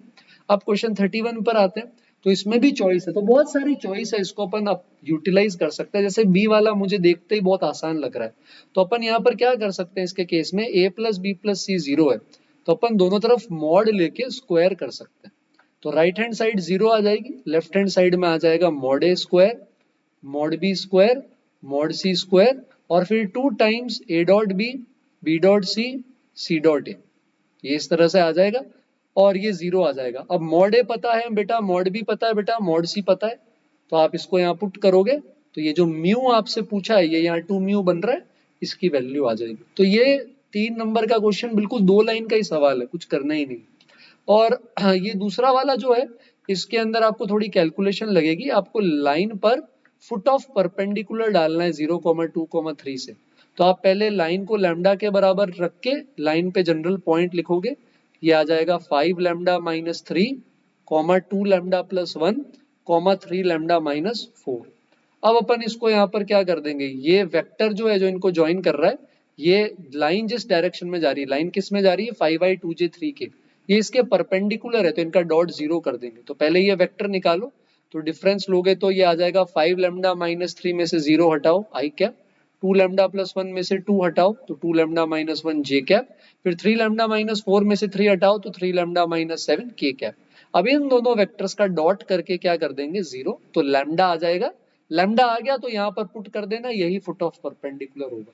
इसमें थोड़ी कैलकुलेशन ज्यादा है, but again very easy 3 marks जो 31st क्वेश्चन में सेक्शन सी के इस आखिरी क्वेश्चन में अपन लेकर आ सकते हैं। नेक्स्ट सेक्शन डी है। अब अपने पास यहाँ पर ये 5 नंबर के क्वेश्चन है। टोटल कितने क्वेश्चन आते हैं यार? बोर्ड का पेपर लास्ट 2016 में दिया था, तो टोटल हमारे पास 35, 36, 37 और 38 क्वेश्चन, तो काफी बड़ा पेपर आता है, छोटा भी नहीं आता। तो हम यहाँ तक अभी पहुंच गए क्वेश्चन नंबर 31 तक शायद, है ना? तो अपन आते 32 पे। 32 पे x1 plus sine x classic integration question है, वर्किंग प्रॉपर्टी से ही होगा, इसको आई मानेंगे। अब f of a plus b minus x का इंटीग्रेशन एफ एक्स के इंटीग्रेशन के बराबर है। पहले प्रॉपर्टी लिखोगे, एक्स की जगह पाई माइनस एक्स, साइन में भी आप बोर्ड में तो स्टेप लिखोगे, साइन पाई माइनस एक्स वो साइन एक्स ही आ जाएगा। अब आप इन दोनों को ऐड कर दो तो 2 टाइम्स इंटीग्रेशन आ जाएगा 0 से पाई 1/1 प्लस साइन एक्स और साथ के अंदर आ जाएगा dx। ठीक है, अब आप फिर से अगर ये प्रॉपर्टी लगाओगे ना तो कोई रिजल्ट में चेंज नहीं आ रहा, तो अब आप यहाँ पर वो प्रॉपर्टी यूज कर सकते हो जिसमें एफ एक्स अगर F of 2a minus x के बराबर हो तो 0 से 2a का इंटीग्रेशन हो जाता है हमारे पास 2 टाइम्स 0 से लेकर a, तो आपको लिमिट आधी कर देंगे, वैल्यू आप यहाँ डबल कर देंगे और 1/1 प्लस साइन एक्स dx। अब बस ये बन गया, तो प्रॉपर्टी खत्म हो गई, 2 से 2 कट हो जाएगा। 1/1 प्लस साइन एक्स का इंटीग्रेशन अपन कैसे कर सकते हैं? अलग अलग तरीके हैं, कुछ जिन्हें रैशनलाइज करते हैं। मैं जनरली इसके केस में साइन एक्स को ब्रेक कर देता हूँ, साइन एक्स को लिख देते हैं 2 tan x/2 upon 1 plus tan square x/2। ये ऊपर एलसीएम ले लेंगे, 1 प्लस tan स्क्वायर x/2 ऊपर जाके sec स्क्वायर x/2 बन जाता है, तो ये इक्वल टू हो जाता है sec स्क्वायर x/2। और नीचे अगर अपन देखेंगे तो यहाँ पर I think denominator 1 plus tan x/2 का होल स्क्वायर बन जाएगा। अब आप tan x/2 को t ले सकते हैं, tan x/2 को t लेंगे तो लिमिट भी 0 से 1 में कन्वर्ट हो जाएगी, ऊपर dt नीचे 1 प्लस टी का होल स्क्वायर और 0 से 1 का इंटीग्रेशन। तो ये सिंपल है, तो थोड़ा लिखना पड़ेगा बट अगेन इजी 5 मार्क्स है, तो आई थिंक आप इस पेपर में 100 ऑन 100 भी स्कोर कर सकते हो, है ना?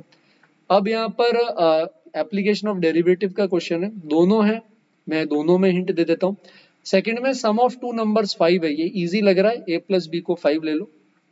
सम ऑफ क्यूब्स लीस्ट होना चाहिए, तो सम ऑफ क्यूब्स क्या होगा? a cube plus b cube, तो आपको a cube plus b cube minimize करना है और b को आप क्या लिख सकते हो? 5 माइनस a लिख सकते हो। अब आप इसको मिनिमाइज करना चाहते हो तो इसका डेरिवेटिव a में क्या कर दोगे? 0। तो डेरिवेटिव करोगे तो चेन रूल से आएगा 3a square minus 3 times 5 minus a का होल स्क्वायर बराबर 0। तो यहाँ से a स्क्वायर आ जाएगा 5 माइनस a होल स्क्वायर के बराबर।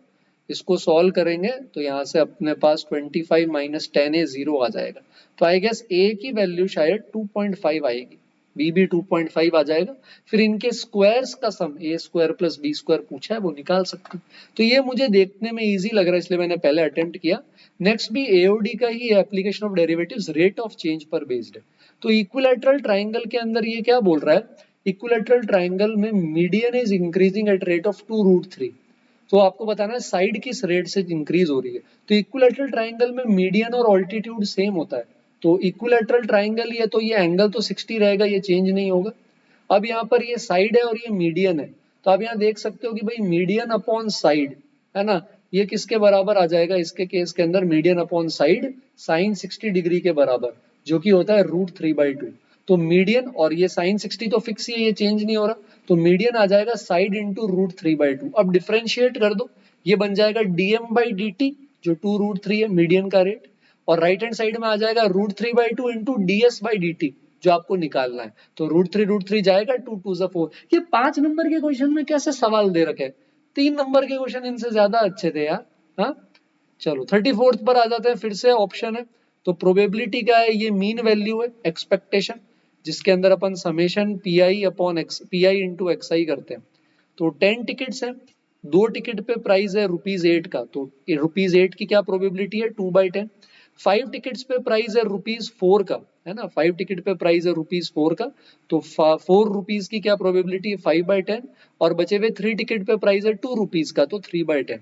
अब एक्सपेक्टेड प्राइस अमाउंट पूछा है तो पी आई इंटू एक्स आई करेंगे, तो 2/10 into 8 plus 5/10 into 4 plus 3/10 into 2।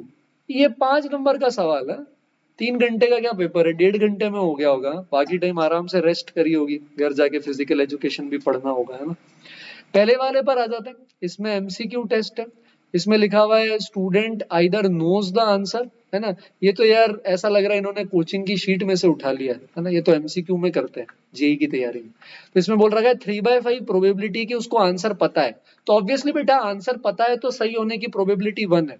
2/5 probability है कि वो तुक्का मार रहा है, गेस कर रहा है। गेस कर रहा है तो एबीसीडी 4 ऑप्शन है, तो गेस वर्क में करेक्ट होने के आंसर 1/4 है ना। और student assuming that a student who guesses the answer will, अच्छा गेस करने की प्रोबेबिलिटी भी दे दी इन्होंने 1/3। तो पता है तब तो करेक्ट होने की प्रोबेबिलिटी 1 है, और गेस कर रहा है तो करेक्ट होने की प्रोबेबिलिटी 1/3 है। तो अब उसने बोला है what is the probability that student knows the answer given that he answered correctly. तो बेस थ्योरम का क्वेश्चन है। कई सारे बच्चों ने अपने इस चैनल पर, जो मेरा चैनल है बेस थ्योरम का, देखा भी था वीडियो और अच्छे फीडबैक आए थे। आपको बेस थ्योरम के बारे में और जानना है तो आप देख सकते हो, आपको चैनल पे वीडियो मिल जाएगा वेलकम पेज पे। तो करेक्ट होने की प्रोबेबिलिटी तो अब डिनोमिनेटर में आ जाएगी। मतलब करेक्ट कैसे होगा, या तो उसको पता है, और पता है तो करेक्ट होने की प्रोबेबिलिटी प्लस, या फिर उसने गेस किया है और करेक्ट होने की प्रोबेबिलिटी। अब गिवन दैट उसका करेक्ट हुआ है, प्रोबेबिलिटी बताओ कि उसको आंसर पता था। तो ये जो पता था वाला हिस्सा है ये फेवरेबल है, ये ऊपर आ जाएगा। तो ये बेस थ्योरम होता है जो कंडीशनल प्रोबेबिलिटी से आता है। तो इसका जो आंसर है वही करेक्ट है। तो दोनों ही पार्ट आसान थे। आप 5 आउट ऑफ 5 किसी को भी करके ला सकते थे। एक लास्ट क्वेश्चन इस सेक्शन का लीनियर प्रोग्रामिंग का, यार ये तो ग्राफ है, देखो आप भी बना सकते हो। तो आपको लाइंस बनानी है यहाँ पे। मैं ट्राई करता हूँ बिना ग्राफ के यहाँ बनाने का। तो एक x greater than equal to 0 है, तो वो y एक्सिस के राइट साइड में आ जाएगा। फिर आपके पास आएगा y greater than equal to 0, वो x एक्सिस के ऊपर आ जाएगा। फिर दो लाइंस है आपके पास, एक है 3x plus y less than equal to 9। तो आप यहाँ पर बनाओगे तो x को कट करेगा 3,0 पे, और y को कट करेगा ये 0,9 पे, और लेस देन इक्वल टू है, मतलब ये ओरिजिन की तरफ वाला इंटीरियर वाला हिस्सा है। और एक आएगा 3x plus 2y less than equal to 9। तो ये इस तरह से आएगा, कुछ ऐसा हिस्सा, ठीक है। और ये यहाँ पर कट करेगा 0,9/2, और ये भी इंटीरियर है। तो कॉमन हिस्सा जो आप इन सब में लोगे ना वो यही आएगा सिर्फ, क्योंकि दोनों लाइंस के नीचे की तरफ होना चाहिए था। तो अब आपके पास ये जो भी एंड पॉइंट्स आ रहे हैं, जो भी आपके पास कॉर्नर पॉइंट्स आ रहे हैं, जैसे ये 1 2 ओरिजिन है 3, तो आप इन सबको क्या कर सकते हो, अब 70x प्लस 4y के अंदर, 40y के अंदर सॉरी, पुट करके आप मैक्सिमाइज कर सकते हो। तो एरिया अगर आपने ढंग से प्लॉट किया है तो आप पुट करके वैल्यू निकाल सकते हो। प्लॉट अच्छे से करना, नीटनेस रखना, 5 नंबर। अब केस स्टडी पर आ जाते हैं। ये क्वेश्चन पहले नहीं आते थे, आजकल आने लग गए। कितने मार्क्स के आते हैं ये? 4 मार्क्स ईच विथ 2 सब पार्ट्स। तो मतलब क्या है, 3 केस बेस्ड है, ठीक है। 4 मार्क्स ईच विथ 2 सब parts. First 2 case study have 3 सब पार्ट्स, 1 1 2।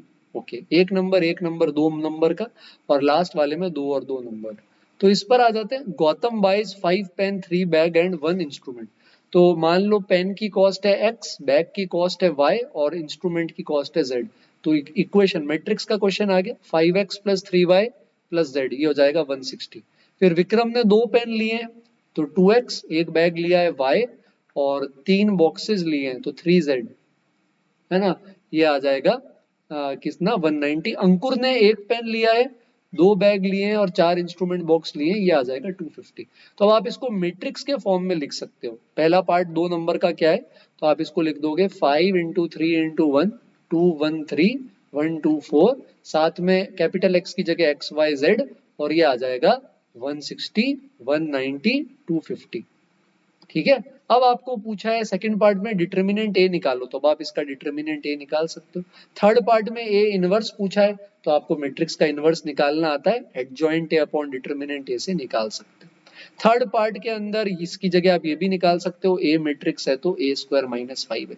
तो यार ये तो सिंपल 4 मार्क्स है ना।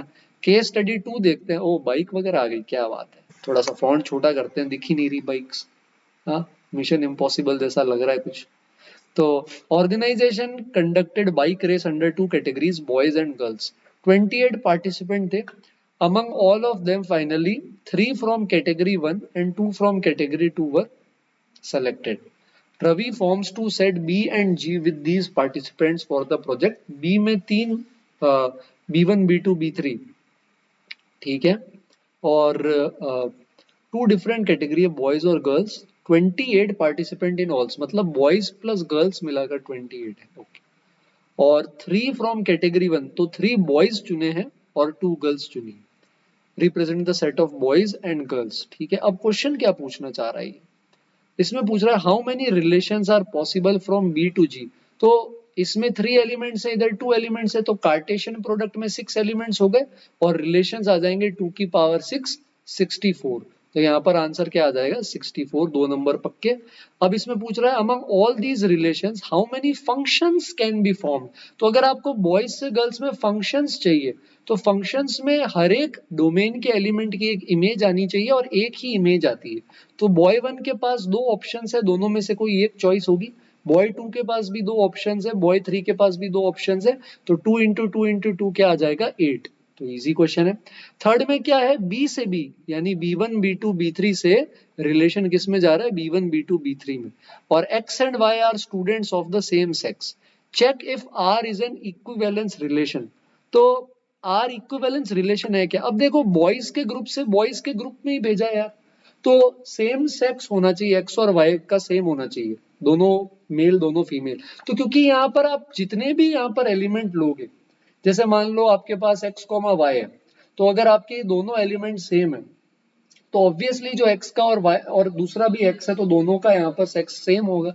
अब मान लो इक्विवेलेंस चेक करना है, मान लो एक्स और वाई सिमेट्रिक चेक कर रहे हैं, इनका सेक्स सेम है, तो ऑब्वियसली वाई और एक्स का भी सेक्स क्या होगा, सेम ही होगा। और ट्रांजिटिव चेक करना है, मतलब एक्स और वाई का सेक्स सेम है, वाई और जेड का भी सेक्स सेम है, तो ऑब्वियस बात है एक्स और जेड का भी सेम होगा। तो रिफ्लेक्सिव सिमेट्रिक ट्रांजिटिव तीनों ही क्या हो जाएंगे, तो ये इक्विवेलेंस हो जाएगा। और थर्ड में आपको जस्टिफाई करना है कि ये एक बाइजेक्टिव रिलेशन है, तो आप इसको डायग्राम बना के भी देख सकते हो, B1 B2 B3 G1 G2। तो B1 जा रहा है G1 पे, है ना, और B2 जा रहा है G2 पे, B3 जा रहा है G1 पे। तो आप देख सकते हो इसके केस के अंदर क्या हो जाएगा, ये बाइजेक्टिव नहीं है। क्यों बाइजेक्टिव नहीं है, क्योंकि ये 1 1 नहीं है। अगर आप देखोगे तो B1 की भी इमेज G1 है और B3 की भी इमेज G1 है, तो क्योंकि ये 1 1 नहीं है तो फिर ये बाइजेक्टिव नहीं हो सकता। केस स्टडी 3 का क्वेश्चन थोड़ा डरावना लग रहा है, डिफरेंशियल इक्वेशन का है। तो पहले होमोजीनियस फंक्शन समझा रखा है, तो ये क्लासिक एक थ्योरी है जो हम देखते हैं डिफरेंशियल इक्वेशन में, जेई में काफी सारे बच्चों को पता भी होगा। तो ये डेफिनेशन है होमोजीनियस फंक्शंस की, ठीक है। और बोल रखा है कि अगर होमोजीनियस फंक्शन है तो उसके अंदर अपन y बराबर vx सब्सटीट्यूट कर देते हैं। तो पहले केस में इसको बोल रहा है कि शो करो कि this is a differential equation of type this. तो अब इसके अंदर अपन क्या कर सकते हैं, आप पहले यहाँ dy बाई डी एक्स निकालोगे, तो dy बाई डी एक्स अगर निकालोगे तो ये y square minus x square upon 2xy आएगा। अब अपन यही चीज यूज कर सकते हैं जो इन्होंने बोला है, x की जगह लेमडा एक्स, y की जगह लेमडा y रख दो, तो लेमडा y का स्क्वायर माइनस लेमडा x का square upon 2 into lambda x into lambda y. तो ऊपर लेमडा स्क्वायर कॉमन आ जाएगा जो नीचे के लेमडा स्क्वायर से कट हो जाएगा, तो इसका मतलब ये यहाँ पर ऊपर भी डिग्री 2 है, लेमडा स्क्वायर बाहर आ रहा है, नीचे भी डिग्री 2 है, तो दोनों न्यूमरेटर और डिनोमिनेटर होमोजीनियस है डिग्री 2 के। तो अपन इसको बिल्कुल सॉल्व कर सकते हैं, और सॉल्व करने के लिए अपन इसको क्या करेंगे, y बराबर vx ये सब्सटीट्यूट करके जनरल सॉल्यूशन निकाल लेंगे। तो बड़ा ही सिंपल हो जाएगा यार, यहाँ से तो y बराबर क्या रखना है vx, तो आप यहाँ पर क्या करोगे, y को vx रख दो, तो dy बाई dx आ जाएगा हमारे पास v plus x dv by dx, और इधर भी आप रखोगे y बराबर vx, तो ऊपर नीचे x स्क्वायर कट हो जाएगा और ऐसा आ जाएगा। अब आप एलसीएम ले लोगे तो अब यहाँ से इसके आगे वेरिएबल सेपरेशन हो जाएगा, और अब आप v वाले टर्म्स जो हैं उनको आप एक तरफ भेज सकते हो dv की तरफ, और x वाले टर्म्स एक तरफ भेज के इंटीग्रेट कर सकते हो। ये ln एक तरफ ln v स्क्वायर प्लस 1 है, एक तरफ ln x है, प्लस में c आएगा v की जगह y बाय x। तो एक 3 मार्क का क्वेश्चन जो था उसमें थोड़ा सा केयरफुल रहना था, बाकी तो आई बिलीव ये सेट जितनों के भी आया है हम आराम से इसके अंदर 80 आउट ऑफ 80 ला सकते हैं, और इंटरनल से अगर अच्छे मार्क्स गए तो 100 भी आ जाएंगे। तो ये एक पहला पेपर था, आगे भी डिस्कस करेंगे, 1 मिनट पानी पी लेते हैं।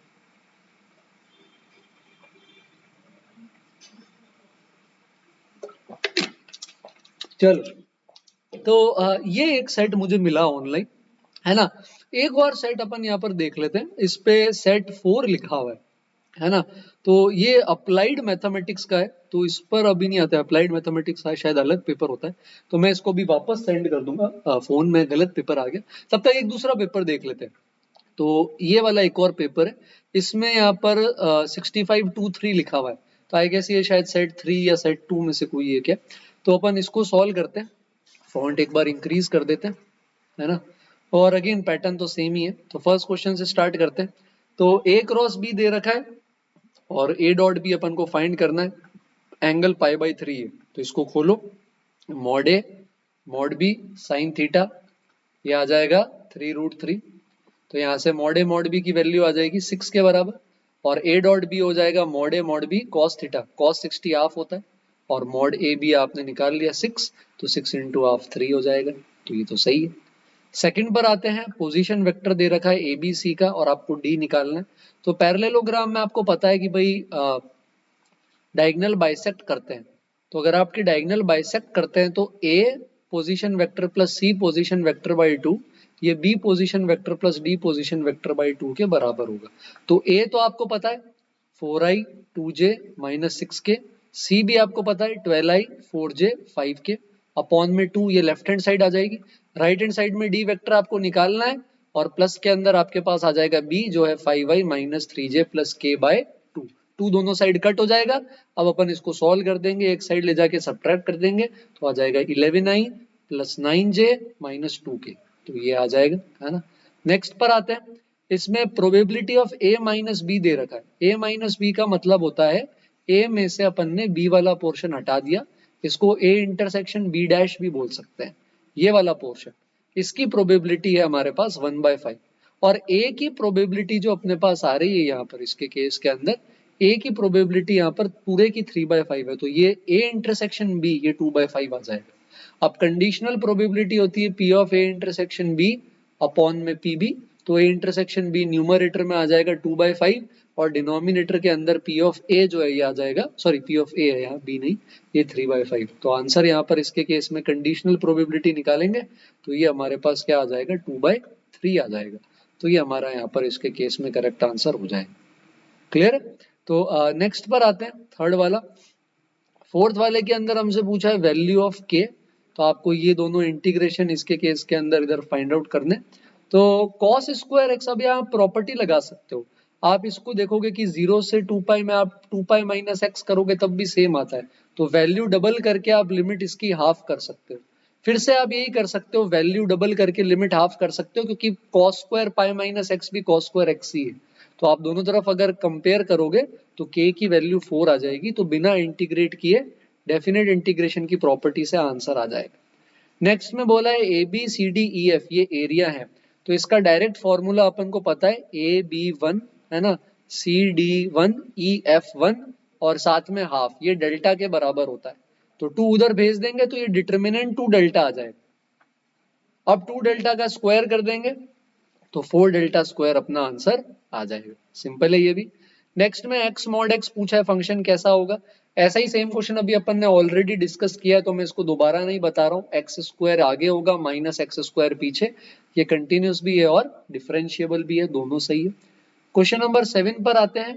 तो अच्छा, ये तो शायद स्कैन वापस सेम पेज हो गया, है ना। 7 यहाँ पर है, तो 7 के केस के अंदर डिफरेंशिएशन करना है अपन को, इसका dy बाई dx पूछा है, तो दोनों साइड डिफरेंशिएशन कर दो।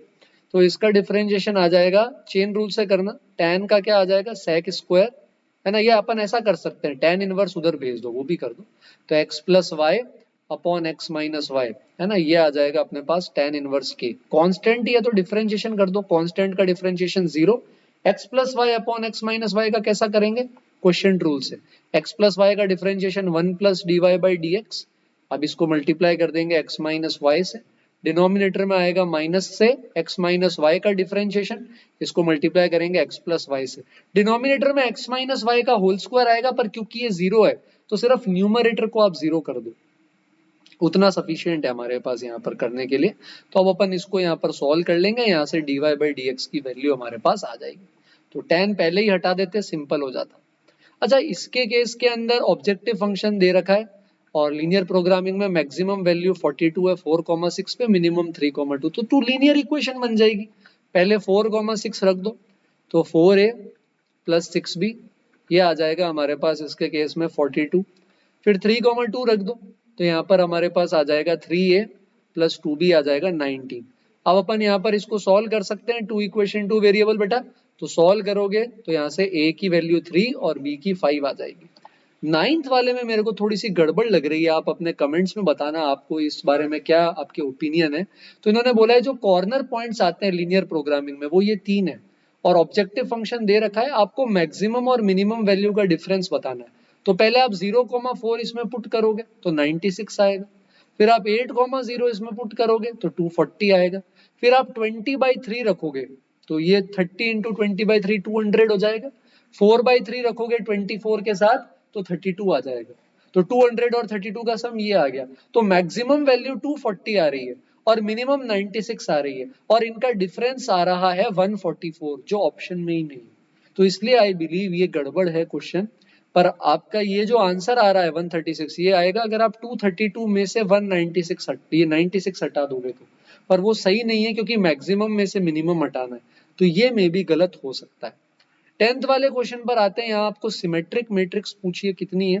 तो सिमेट्रिक मैट्रिक्स कैसी होगी, जैसे इधर ABC है तो इधर भी ABC होना चाहिए, इधर BDE है तो इधर भी BDE होगा और इधर F हो जाएगा। तो यहाँ टोटल 6 वेरिएबल्स यूज करने पड़ रहे हैं सिमेट्रिक मैट्रिक्स के लिए और हर वेरिएबल के पास ABCDEF सबके पास दो दो चॉइसेस है, 1 -1 1 -1 1 -1। तो आंसर आ जाएगा 2 इंटू 2 इंटू 2 इंटू 2 6 टाइम्स यानी 64। Next direct property based question है। आपको मैट्रिक्स को सिमेट्रिक और स्क्यू सिमेट्रिक में ब्रेक करना है। तो जो सिमेट्रिक होती है वो होती है A plus A transpose upon 2 और स्क्यू सिमेट्रिक होती है A minus A transpose upon 2। तो यहाँ पर भी यही करेंगे, 2054 है इसका ट्रांसपोज ले लो 2054, इनको सब्ट्रैक्ट करके 2 से डिवाइड कर देंगे तो ये बन जाएगा हमारे पास 0 0 माइनस 5/2 5/2, डी ऑप्शन बिल्कुल सही है ना। तो सिंपल बट लॉजिकल क्वेश्चन है, पुराने पेपर से थोड़े से बेटर क्वेश्चन है। इसमें ये बोला है non singular matrix, non singular matrix मतलब डिटर्मिनेंट 0 नहीं होना चाहिए। तो पहले आप इसके केस के अंदर इसको सॉल्व करेंगे और सॉल्व करने पर आप इसका डिटर्मिनेंट निकालेंगे और ये डिटर्मिनेंट आपका इसके केस के अंदर यहाँ पर 0 नहीं होना चाहिए। तो ये डिटर्मिनेंट 0 नहीं होगा तो यहाँ से आपके पास a नॉट इक्वल टू 4 आ जाएगा। तो a 4 के अलावा अपन बाकी सारी वैल्यूज यहाँ पर ले सकते हैं। फिर 13 पर आएंगे, ये डायरेक्ट प्रॉपर्टी आ जाएगी हमारे पास कि determinant of A k times determinant a है। तो स्केलर क्वांटिटी यहाँ से बाहर आ जाती है, 2 क्रॉस 2 की मैट्रिक्स है तो 2 बाहर आ जाएगा।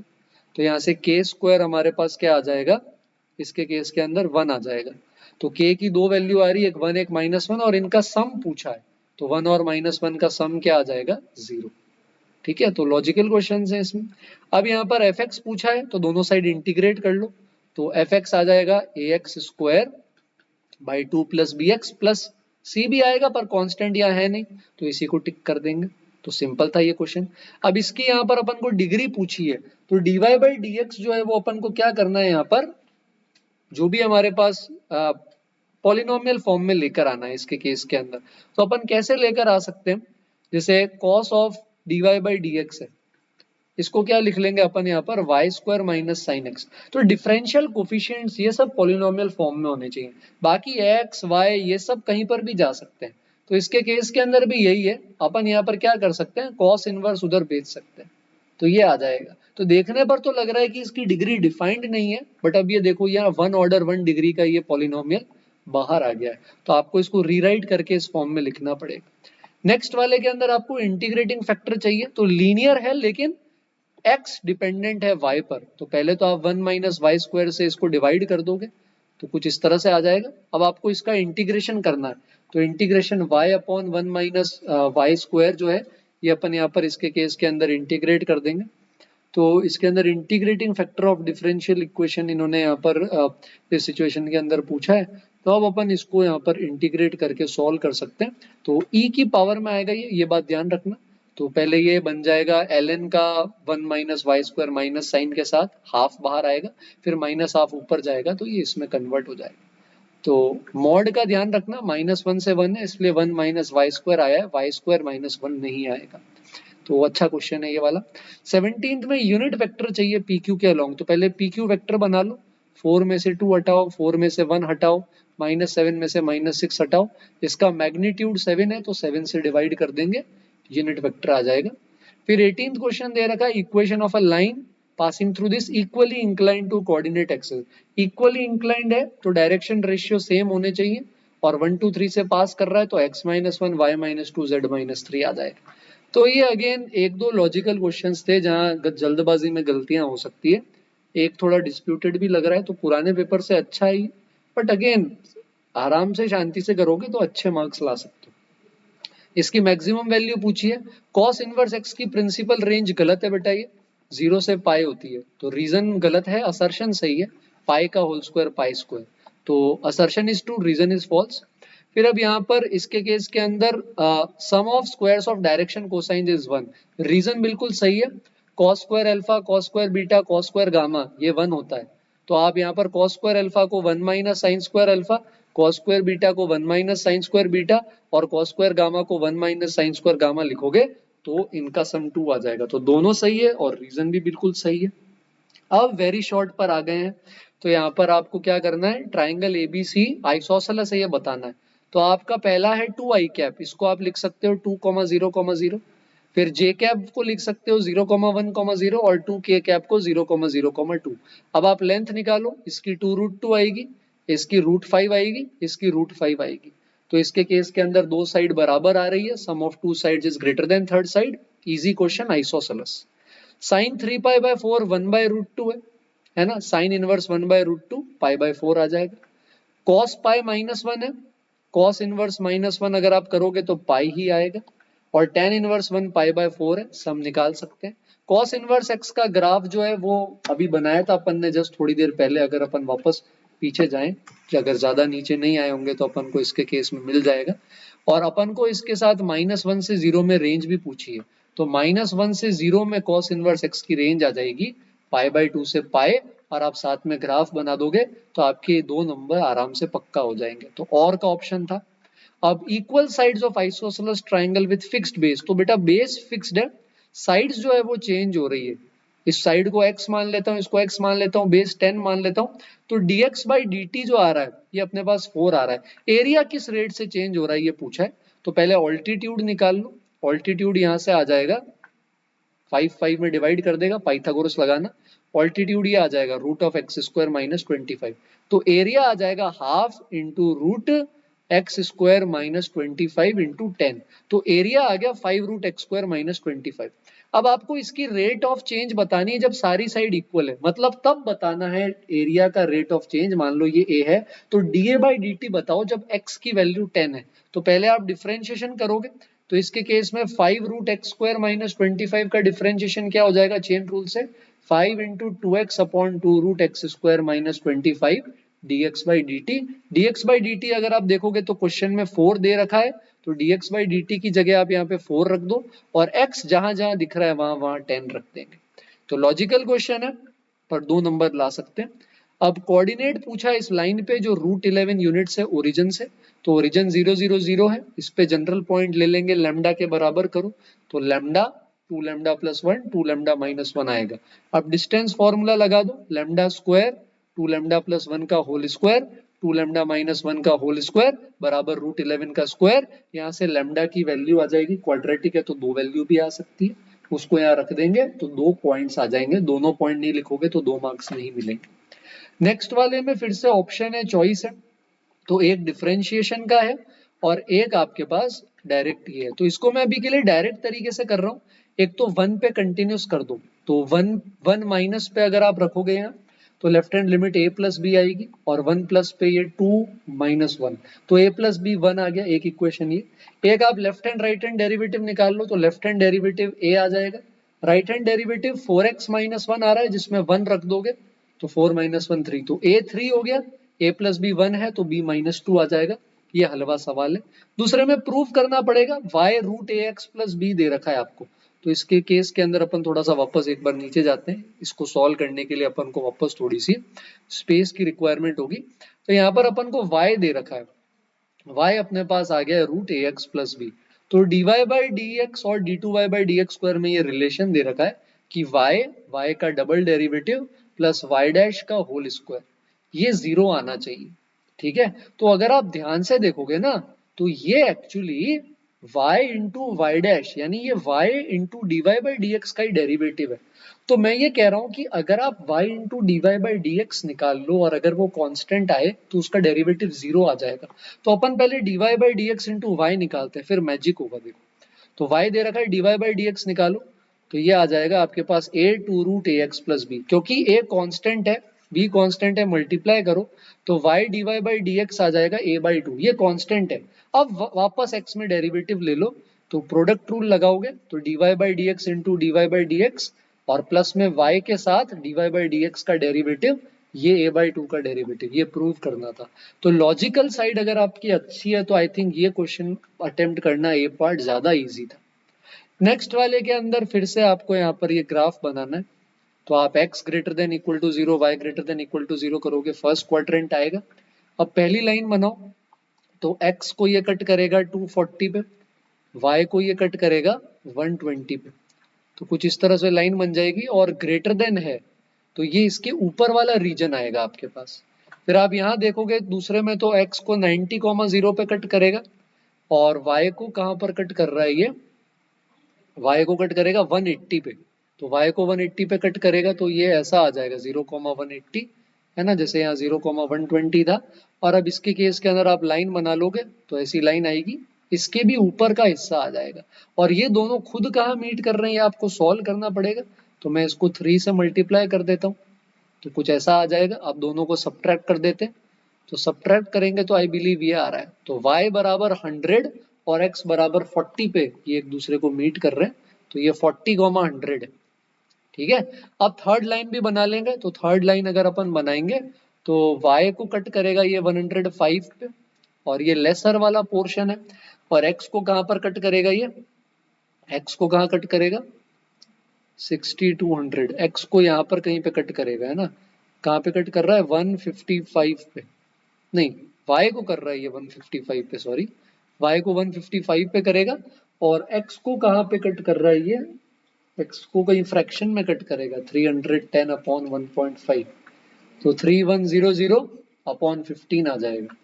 तो आई थिंक ये काफी कॉम्प्लिकेटेड हो गया यार, तो ये वाली वैल्यू इधर कहीं आ जाएगी 1, और 7 के अंदर यहाँ पर अगर अपन डिवाइड करेंगे तो 160 नहीं 2 ले लेंगे, तो 206 पॉइंट समथिंग आ रहा है इधर, तो फ्रैक्शन में ही रहने देना इसको, है ना। और अब ये यहाँ से जाएगा, अब ये किधर से होके जाता है ये आपको देखना पड़ेगा, इसमें और का ऑप्शन नहीं दिया क्या इन्होंने, नहीं, ये आपको निकालना पड़ेगा। तो यार ये बहुत गंदी इक्वेशन बन गई है, तो आई थिंक ग्राफ पेपर पे करोगे तो थोड़ा सा ज्यादा बेटर दिखेगा। मैं बिना ग्राफ के कर रहा हूँ तो मेरे को उतना अच्छे से यहाँ डायग्राम नहीं बन रहा है, तो देखना पड़ेगा ग्राफ पे कि कौन से वाले पॉइंट्स आ रहे हैं। हाँ, इस लाइन के लिए ऊपर का पोर्शन आएगा, इसके लिए भी ऊपर का पोर्शन आएगा, और ये जो दूसरी लाइन आएगी इसके लिए नीचे का पोर्शन आएगा। तो आई गेस एक एक ट्राइंगल या ऐसा कोई पोर्शन यहाँ पर बन जाएगा। एक बार ग्राफ पे ट्राई करूँ, फिर जो पॉइंट्स आएंगे उनको इसमें पुट करना पड़ेगा। तो काफी लेंदी क्वेश्चन है ये, ठीक है। 27th वाला क्वेश्चन है, तो इसके अंदर हम प्रॉपर्टी लगा सकते हैं, माइनस ए से ए को लिखते हैं 0 से ए एफ एक्स, और प्लस के अंदर यहाँ पर आ जाता है एफ ऑफ माइनस एक्स। इसके अंदर आप यहाँ पर अगर एलसीएम लोगे तो ये 1/1 + 9 की पावर एक्स आएगा, जो इनका सम 1 हो जाएगा। तो ये बी पार्ट बेसिकली 0 से इंटीग्रेशन 1 है, तो ये करना आसान है। अगर इसकी जगह आप कोई दूसरा सवाल करोगे तो आपको उसके केस में सोचना पड़ेगा। मतलब अगर नीचे क्वाड्रेटिक ऊपर लीनियर होता है तो आप इस लीनियर को लिखते हो कि ये लैम्डा टाइम्स डिनोमिनेटर का डिफरेंशिएशन हो जाए जो 2x-4 प्लस कोई म्यू कांस्टेंट है, तो आप इसके केस के अंदर लैम्डा देखोगे तो वो हाफ आएगा और म्यू देखोगे तो 4 आएगा। तो आपको इसको इस तरह से ब्रेक करना पड़ेगा, तो ये इस तरह से यहाँ ब्रेक होगा, और प्लस के अंदर भी अगर आप यहाँ पे जाओगे तो 4 अपॉन ऐसा आएगा, और आपको डिनोमिनेटर को होल स्क्वायर भी बनाना पड़ेगा, और फिर आप इनको सेपरेटली करोगे इंटीग्रेट। तो कर सकते हो, मुश्किल नहीं है, बट बी पार्ट थोड़ा सा आसान है। सी पार्ट के अंदर अगर अब अपन यहाँ पर आ गए हैं, तो यहाँ पर ये बाय पार्ट का क्वेश्चन है, सोचना जरूर पड़ सकता है। तो आप कॉट इनवर्स एक्स लिख दो यहाँ पर, ठीक है। अब यहाँ पर आप इसके केस के अंदर 1 + x² को डिवाइड कर सकते हो, और माइनस के अंदर x अपॉन 1 + x² आ जाएगा। तो इसको करने के लिए अपन क्या कर सकते हैं, जैसे अगर अपन इसको सॉल्व करेंगे तो इंटरेस्टिंग है ना। तो इंटीग्रेशन कर रहे हैं e की power cot inverse x, divide कर दिया तो ये बन गया 1 - x अपॉन 1 प्लस एक्स स्क्वायर, साथ में आ रहा है dx। तो आप बाय पार्ट लगा लो, आप इसका इंटीग्रेशन कर लो। तो इसमें 1 का इंटीग्रेशन कर लो, 1 का इंटीग्रेशन x होता है, e की power cot inverse x as it is minus x तो आएगा e की पावर कॉट इनवर्स x का डिफरेंशिएशन e की पावर कॉट इनवर्स x, और चेन रूल से कॉट इनवर्स x का -1 अपॉन 1 प्लस एक्स स्क्वायर, और ये माइनस माइनस प्लस हो जाएगा। अब ये जो पार्ट आप देख रहे हो और ये जो पार्ट आप देखोगे ये सेम है, तो ये पार्ट इससे क्या हो जाएगा, कैंसिल। तो आंसर आ जाएगा सिर्फ x इंटू ई की पावर कॉट इनवर्स x। तो ये अगेन अच्छा क्वेश्चन था, इसमें इंटीग्रेशन काफी सारी जगह यहाँ पर आ गया हमारे पास सॉल्व करने के लिए। ठीक है, अच्छा नेक्स्ट वाले के अंदर भी अगर अपन यहाँ पर देखेंगे तो ये फिर से वापस अपने पास इंटीग्रेशन का है। तो आप यहाँ पर चाहो तो एलसीएम 1 अपॉन ई की पावर एक्स लिख लो और एलसीएम ले लो। तो मल्टीप्लाई करोगे तो ये e की पावर 2x का स्क्वायर -1 नीचे आएगा, ऊपर e की पावर 2x dx आ जाएगा। तो आप इस क्वेश्चन में e की पावर 2x को t ले सकते हो। ठीक है, तो आप e की पावर 2 log रूट 3 निकालोगे तो 2 पावर में जाएगा और ये 3 बन जाएगा, तो लिमिट चली जाएगी 2 से 3, डिफरेंशिएट करोगे तो ऊपर dt बाई 2 आ जाएगा और नीचे t स्क्वायर -1। अब ये इंटीग्रेशन आसान है। तो अच्छे क्वेश्चंस आए हैं यार इस पेपर के अंदर, है ना। इसके अंदर ये होमोजेनस है या आप लीनियर फॉर्म से भी कर सकते हो, आपके ऊपर है। तो dy बाई डी ले लो और यहाँ पर आ जाएगा इसके केस के अंदर y square upon x y minus x square. अब इसको करने के लिए y बराबर वी एक्स यूज करके आप सॉल्व कर सकते हो। ये लीनियर डिफरेंशियल इक्वेशन है, तो dy by d x square plus 1 से अपन ने डिवाइड कर दिया, तो आप इसको सॉल्व कर लेंगे तो ये कुछ इस तरह से आ जाएगा अपॉन में एक्स स्क्वायर प्लस 1। अब यहाँ पर आप क्या कर सकते हो, इंटीग्रेटिंग फैक्टर निकालोगे तो इंटीग्रेटिंग फैक्टर e की power ln x square plus 1 आएगा, जो कि एक्स स्क्वायर प्लस 1 बन जाएगा। राइट हैंड साइड में ये एक्स स्क्वायर प्लस 1 से कट हो जाएगा, तो इधर आएगा integration root x square plus 4, और root x square plus a square direct formula होता है। ठीक है, 31 के अंदर फिर से दो ऑप्शन आ रहे हैं अपने पास। तो पहले वाले के अंदर क्या है, 2 numbers are selected from first 6 even natural number, यानी 2 4 6 8 10 12 विदाउट रिप्लेसमेंट। तो 6 में से कोई भी 2 ले लिया, 6c2। If x denotes greater of 2 numbers selected, find the probability distribution। तो प्रोबेबिलिटी डिस्ट्रीब्यूशन का मतलब है कि इनमें से कोई भी आ सकता है, तो क्या क्या प्रोबेबिलिटी होगी, कौन बड़ा होगा, पहला वाला बड़ा होगा, दूसरा वाला बड़ा होगा, क्या हो सकता है इसके केस के अंदर। तो x जो है वो दोनों में से greater of the 2 number selected है। तो अब अगर जैसे मान लो अपन को इसका प्रोबेबिलिटी डिस्ट्रीब्यूशन बनाना है, तो हमारा ग्रेटर नंबर 2 भी हो सकता है, 4 भी हो सकता है, 6 भी हो सकता है, 8 भी हो सकता है, 10 भी, 12 भी। इन सब की प्रोबेबिलिटीज अपन को देखनी है क्या आ रही है। तो हमारे पास टोटल 6c2 टोटल 15 तरीके हैं। 15 तरीके क्या क्या होंगे, जैसे आप देखोगे 2 4 है ना, 2 6 2 8 2 10 2 12। इसी तरह 4 के साथ क्या आ जाएगा, 4 6 4 8 4 10 4 12। 6 के साथ आ जाएगा 6 8 6 10 6 12। 8 के साथ आ जाएगा 8 10 8 12, और 10 के साथ 10 12। तो ग्रेटर कौन है, जैसे 2 4 में ग्रेटर है 4, 2 6 में 6, इधर 8 10 12, 4 6 में 6, 4 8 में 8 10 12। फिर कौन होगा, 8 10 12, फिर 10 12 और फिर 12। तो 15 कॉम्बिनेशंस में से 12 ग्रेटर कितनी बार होगा, इन चार में और एक ये इन 5 में। तो 12 ग्रेटर होगा, इसकी प्रोबेबिलिटी 5/15। 10 कितनी बार ग्रेटर है, 4 बार, तो 4/15। 8 कितनी बार ग्रेटर है, 3 बार, तो 3/15। 6 कितनी बार ग्रेटर है, 2 बार, 2/15। 4 कितनी बार ग्रेटर है, 1 बार, 1/15, और 2 तो कभी ग्रेटर है ही नहीं। तो ये इसका प्रोबेबिलिटी डिस्ट्रीब्यूशन है। लॉजिकल क्वेश्चन है, नहीं आता तो और वाले पर आ जाओगे। फेयर कॉइन जिसमें हेड टेल आता है, और अनबायस्ड कॉइन जिसमें 1 2 3 4 5 6 आता है, इनको टॉस कर रहे हैं। Head appears on the coin, ये ए है, और 3 कम्स ऑन द डाइस, ये इवेंट भी है। इंडिपेंडेंट है या नहीं ये बताना है। तो इंडिपेंडेंट तब होते हैं जब P of A intersection B किसके बराबर आता है, पी ए पी बी के। तो P of A intersection B का क्या मतलब है कि पहले वाले पर हेड भी आएगा एंड दूसरे वाले पे टेल भी आएगा। तो टोटल आउटकम्स 2 इंटू 6 12 है। पहले वाले पर हेड और दूसरे वाले पे 3 आई है, एक ही तरीका है, तो 1/12 ये हो गया। अब पी ऑफ ए पहले पे हेड आने की प्रोबेबिलिटी 1/2 और दूसरे वाले पे 3 आने की प्रोबेबिलिटी 1/6। क्योंकि ये बराबर है तो बिल्कुल ये इंडिपेंडेंट है, तो बी वाला करना थोड़ा सा आसान है। अब मोर देन वन के अंदर हमारे पास ये डोमेन और कोडोमेन है और ये फंक्शन है। ऑन टू फंक्शन है ये बताना है, लेकिन वन वन नहीं है। वन वन नहीं है ये आप आराम से प्रूव कर सकते हो। कैसे? जैसे आप इसमें x की वैल्यू 4 रखो तो f ऑफ 4 0 आ रहा है और f ऑफ -4 भी 0 आ रहा है। दो पर सेम वैल्यू आ रही तो वन वन नहीं होगा। ठीक है। अब f ऑफ a √7 कब होगा? तो √16 माइनस a स्क्वायर को √7 कर दो तो a स्क्वायर 9 आ जाएगा, यहां से a आ जाएगा +-3। और ऑन टू कैसे प्रूव करोगे? आप चाहो तो ग्राफ बना सकते हो y बराबर √16 माइनस एक्स स्क्वायर, सर्कल जैसा ही बनेगा, x square plus y square equal to 16 का ही ये हिस्सा है तो इसका ग्राफ कुछ इस तरह से बनेगा। ठीक है। तो इस पे -4 और 4 पे 0 आ जाएगी और 0 पर वैल्यू आ जाएगी 4। तो क्योंकि सारी वैल्यूज आ रही है 0 से 4 तो कोडोमेन और रेंज बराबर है तो ऑन टू हो जाएगा। तो ये अगर आपको 1 1 ऑन टू फंक्शन आते हैं तो सिंपल था। अब find A B, A into B निकालना है। ए मैट्रिक्स बी मैट्रिक्स दे रखी है तो अगर आप इसको सॉल्व करोगे तो ए इंटू बी का जो प्रोडक्ट है ना, ए इंटू बी का प्रोडक्ट अपने पास आई आ जाएगा। आई गेस मल्टीप्लाई करें अगर तो हाँ, तो ए इंटू बी का प्रोडक्ट अपने पास ये आ जाएगा। अगर आप मल्टीप्लाई करोगे तो 1 0 0, फिर हमारे पास आ जाएगा 0, फिर हमारे पास आ जाएगा 4 और यहाँ पे क्या आ रहा है -1 -2, हाँ 0 1 0। तो आई थिंक ये आई आएगा, आप चेक कर सकते हो आइडेंटिटी मैट्रिक्स। तो इसका मतलब ए और बी एक दूसरे के इनवर्स है।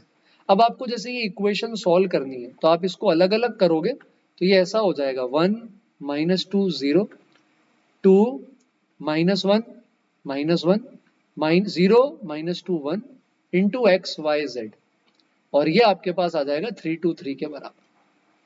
ठीक है। एक तो आप अगर इस ये देखोगे तो ये माइनस बी के बराबर है तो आपको माइनस बी के इनवर्स से दोनों साइड मल्टीप्लाई करना है। तो बी का इनवर्स जो है वो ए है तो माइनस बी का इनवर्स माइनस ए हो जाएगा। तो आपका आंसर आ जाएगा -a × 3 2 3। ए पता है, माइनस यहाँ सब जगह लगा दो तो -a आ जाएगा, मल्टीप्लाई कर दो। तो ये लॉजिकल और सिंपल है, ये ज्यादा आसानी से निकाल सकते हो। ये नहीं कर सकते तो फिर ये प्रूव करना पड़ेगा। एफ एल्फा पता है, इसी तरह आप एफ बीटा निकालोगे तो ये आएगा cos beta. F minus beta निकालना है तो कॉस माइनस बीटा तो कॉस बीटा ही होता है। साइन में से माइनस बाहर आ जाएगा, जीरो तो जीरो ही है। इधर भी साइन में से माइनस बाहर आ जाएगा, कॉस बीटा बीटा ही रहेगा, 0 0 0 1। और इसको आपको प्रूव करना पड़ेगा कि इसका product cos alpha minus beta minus sine alpha minus beta 0, फिर इधर आएगा sine alpha minus beta cos alpha minus beta 0 और 0 0 1 इसके बराबर है। तो आप मल्टीप्लाई करो ए को एफ अल्फा को एफ बीटा से तो ट्रिग्नोमेट्रिक आइडेंटिटीज बन जाएगी, जैसे cos alpha cos beta plus sine alpha sign beta जो कॉस अल्फा माइनस बीटा होता है। तो ये प्रोडक्ट आप आराम से निकाल सकते हो। ठीक है। नेक्स्ट वाला 34th के अंदर अपने पास दो पार्ट है। पहले पार्ट के अंदर इक्वेशन ऑफ डायगोनल्स निकालनी है और उनका इंटरसेक्शन पॉइंट निकालना है इक्वेशंस का यूज करके। तो आपको पी क्यू आर एस अगर आपके पास पैरेललोग्राम है तो आपको पी आर की और क्यू एस की इक्वेशन निकालनी है। तो आप वेक्टर फॉर्म में भी निकाल सकते हो, a vector plus lambda b vector लिखेंगे तो पी आर की इक्वेशन क्या आ जाएगी 4i 2j -6k plus lambda times in दोनों का डिफरेंस 12 - 4 होता है 8i कैप, फिर आप लोगे 4 - 2 होता है अपने पास 2j कैप और 5 - 6 11k कैप। कार्टेशियन फॉर्म में ये हो जाएगा x - 4/8 y - 2/2 और z - 6/11। ऐसे ही आप QS भी लिख सकते हो बेटा। एक बार इसको आप लेमडा के बराबर कर दोगे तो पहली लाइन का जैसे आपके पास जनरल पॉइंट आ जाएगा इस तरह से, इसी तरह आप दूसरी लाइन का भी जनरल पॉइंट निकाल लोगे, म्यू के टर्म्स में इक्वेट कर दोगे तो ये सिंपल है। सेकंड लाइन के अंदर line L passes through the point and is perpendicular to both the line. Vector equation बतानी है और ओरिजिन से डिस्टेंस तो थोड़ा लेंदी है। तो परपेंडिकुलर दोनों के तब होगा जब ये इनके क्रॉस प्रोडक्ट के डायरेक्शन में हो। तो आई जे के 1 2 3 -3 2 5, तो ये तो आपका बी वेक्टर हो गया। अब वेक्टर फॉर्म में आप इसको लिख दोगे -i 3j -2k, ये ए वेक्टर है और लेमडा टाइम्स जो यहाँ से आ रहा है बी वेक्टर। और ओरिजिन से डिस्टेंस, डिस्टेंस कैसे निकालना है ये अपन ने पेपर 1 में डिस्कस किया ही है। ठीक है, आप उसको रेफर कर सकते हो।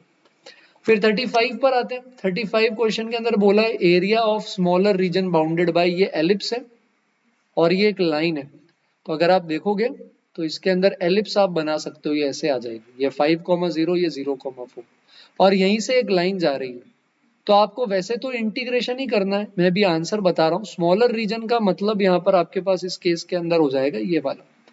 तो आपको करना क्या है कि ये जो आपकी एलिप्स आएगी, जैसे y यहाँ पर आएगा इधर पे 16 into 1 minus root x square by 25, तो इसका इंटीग्रेशन माइनस इधर से y निकालोगे तो ये आ जाएगा 4 टाइम्स, और 4 टाइम्स के अंदर, अच्छा यहाँ भी 16 अंदर है तो इधर भी बाहर 4 ही आएगा, तो इधर आ जाएगा 4 टाइम्स 1 माइनस एक्स बाय 5, और इसका इंटीग्रेशन करना है आपको 0 से 5। तो ये तो एक्चुअल तरीका है। शॉर्टकट ये होता है कि पूरी एलिप्स का एरिया एनसीईआरटी में दे रखा है पाई ए बी होता है। ए यहाँ पे 5 है, बी 4 है, तो 20 पाई, तो उसका 1/4 ये हिस्सा है, इसका 1/4 आ जाएगा 5 पाई। और इसमें से ये ट्राइंगल का एरिया एलिमिनेट कर दो, ट्राइंगल है हाफ इंटू 5 इंटू 4, तो ये आपका आंसर है। आप इंटीग्रेशन से वेरीफाई भी कर सकते हो। नेक्स्ट अब अपने पास यहाँ पर 36 क्वेश्चन है, 4 मार्क केस स्टडी शायद है। तो रिसेंटली 12% पॉपुलेशन लेफ्ट हैंडेड है, तो 88% राइट हैंडेड होगी। अब depending upon parents chance having a left hand children अलग अलग है, तो इसके अंदर बता रखा है अलग अलग केसेस। तो आई थिंक टोटल प्रोबेबिलिटी और बेस थ्योरम का होगा। तो पहले ये बोल रहा है प्रोबेबिलिटी बताओ पी एल गिवन सी, मतलब L intersection C upon P of C. तो पी ऑफ एल का मतलब है चाइल्ड लेफ्ट हैंडेड होना चाहिए, तो सी वाले केस से लेफ्ट हैंडेड आ रहा है, ये ऊपर हो जाएगा, और पी ऑफ सी नीचे आ जाएगा। तो ये एक्चुअली सिंपल इसमें से लेफ्ट हैंडेड आने की प्रोबेबिलिटी है। तो इसके केस में ये केस होने की प्रोबेबिलिटी 1/4 है, और इसके अंदर से अगर अपन देखेंगे तो 17% चाइल्ड लेफ्ट हैंडेड है, तो ये कुछ ऐसा आ जाएगा। और पी सी होने की प्रोबेबिलिटी 1/4 नीचे आ जाएगी, तो ये हमारा आंसर डायरेक्टली आ जाएगा ऐसा। थर्ड सेकंड वाले के अंदर ये है एल बार, मतलब लेफ्ट हैंडेड नहीं होना चाहिए, ए से आना चाहिए और नीचे ए हो जाएगा, तो ए वाली प्रोबेबिलिटी नीचे आ जाएगी। और ए के अंदर लेफ्ट हैंडेड नहीं हो, लेफ्ट हैंडेड 24% है, तो रिमेनिंग 76% राइट हैंडेड होंगे, तो ये ऐसा आ जाएगा, इससे ये निकाल सकते हैं। थर्ड वाला जो है ये एक्चुअली आपका बेस थ्योरम का क्वेश्चन है, इसमें P of A intersection L upon P of L आएगा। तो ए इंटरसेक्शन एल के अंदर तो क्या हो जाएगा कि ए के अंदर से लेफ्ट हैंडेड की प्रोबेबिलिटी, ये तो न्यूमरेटर हो जाएगी। डिनोमिनेटर में ए से लेफ्ट हैंडेड आने वाला हिस्सा, बी से लेफ्ट हैंडेड आने वाला हिस्सा, है ना, इसी तरह सी से लेफ्ट हैंडेड आने वाला हिस्सा और डी से लेफ्ट हैंडेड आने वाला हिस्सा, ये सब इन सब का प्रोडक्ट का सम नीचे आ जाएगा। ठीक है, तो ये ध्यान रखना है अपन को इसके अंदर। और के अंदर दे रखा है probability that a child selected is left handed given that exactly parent is left, तो ये आप बेस से ट्राई कर सकते हो। अच्छा, नेक्स्ट में इंजन डिस्प्लेसमेंट दे रखा है, और सिलेंडर की बात करिए, cylinder bore in the form of a circular cylindrical open at the top. तो ओपन एट द टॉप है तो इस तरह से होगा, तो इसका एरिया क्या हो जाएगा, curved surface area 2 pi r h और base area pi r square, ऊपर तो खाली है। अब इसमें बोल रखा है ये रेडियस आर है, हाइट एच है, write the volume of the cylinder in terms of आर। तो पहले तो इसको 75 पाई के बराबर करो, तो पाई से पाई कैंसिल हो जाएगा। अब यहाँ से आप h निकाल लो, तो h आ जाएगा 75 माइनस आर स्क्वायर अपॉन में आ जाएगा 2r। अब वॉल्यूम होता है पाई आर स्क्वायर एच, तो पाई आर स्क्वायर इंटू एच, तो ये वॉल्यूम आ गया रेडियस। तो 9th-10th में पढ़ा हुआ सरफेस एरिया वॉल्यूम काम आ रहा है। अब रेडियस के टर्म्स में इसका डिफरेंशिएशन चाहिए, तो ये तो आपका वॉल्यूम है। अब आप यहाँ पर क्या कर सकते हो, dv बाई डी आर से अपन इसको क्या कर सकते हैं, डिफरेंशिएट भी आराम से इसके केस के अंदर कर सकते हैं। कैलकुलेशन चेक करना, और रेडियस पूछा जब वॉल्यूम मैक्सिमम है तो इसको अपन 0 कर देंगे, तो यहाँ से आर शायद 5 आ रहा है, तब वॉल्यूम मैक्सिमम हो जाएगा। ठीक है, और वाला आप ट्राई कर सकते हो। ठीक है, लास्ट केस स्टडी के अंदर इलेक्ट्रिक व्हीकल के बारे में बात करी है, और यहाँ पर दे रखा है use of electric vehicle is increasing, सही बात है, एट एनी टाइम टी, तो ये ऐसा दे रखा है टाइम टी के अकॉर्डिंग कैसे वेरी कर रहा है। अब can the function be used to estimate number of vehicles in the year 2000। तो इसके केस के अंदर आप t की वैल्यू पुट करोगे तो व्हीकल आ जाएंगे। तो use of vehicle is increasing every year and estimated vehicle use at any time t दे रखा है, तो यूज एट 2000 के लिए 2000 रख सकते हैं। अब vt इंक्रीजिंग फंक्शन है, इसके लिए आप क्या करोगे, इसका डेरिवेटिव निकालोगे, तो ये आ जाएगा 3t² / 5 माइनस 5t + 25। ये बेटा एक क्वाड्रेटिक है और ये अपवर्ड क्वाड्रेटिक है और इसका डिस्क्रिमिनेंट नेगेटिव है। तो ऐसे क्वाड्रेटिक फंक्शंस ऑलवेज पॉजिटिव होते हैं, तो क्योंकि इसका डिफरेंशिएशन पॉजिटिव है तो ये इंक्रीजिंग फंक्शन आ जाएगा। तो ये पेपर अपन को पहले वाले पेपर से मुझे थोड़ा अच्छा लगा है। तो थर्ड पेपर तो मैं अभी सॉल्व नहीं करने वाला, वैसे वीडियो काफी बड़ा हो गया है। तो मैं लिंक के डिस्क्रिप्शन में ड्राइव पे डाल दूंगा, आपको प्रैक्टिस करनी हो तो आप उससे ट्राई कर सकते हैं। तो आई होप आपको थोड़ा सा कुछ मिला हो आइडिया, जो 12th बोर्ड इस साल देंगे या जिनका हो चुका है वो थोड़े अपने आंसर्स चेक कर पाए हो। जल्दी मिलेंगे और किसी इंटरेस्टिंग टॉपिक के साथ। अब हम बहुत सारी टाइप का कंटेंट डाल रहे हैं चैनल पर, मैथ्स की एप्लीकेशंस, कॉम्पिटिटिव एग्जाम्स, जेई, थोड़ा बहुत बोर्ड। तो अगर आपको मैथ्स पसंद है तो प्लीज आप चैनल सब्सक्राइब करें, आपके फ्रेंड्स को भी सजेस्ट कर सकते हैं।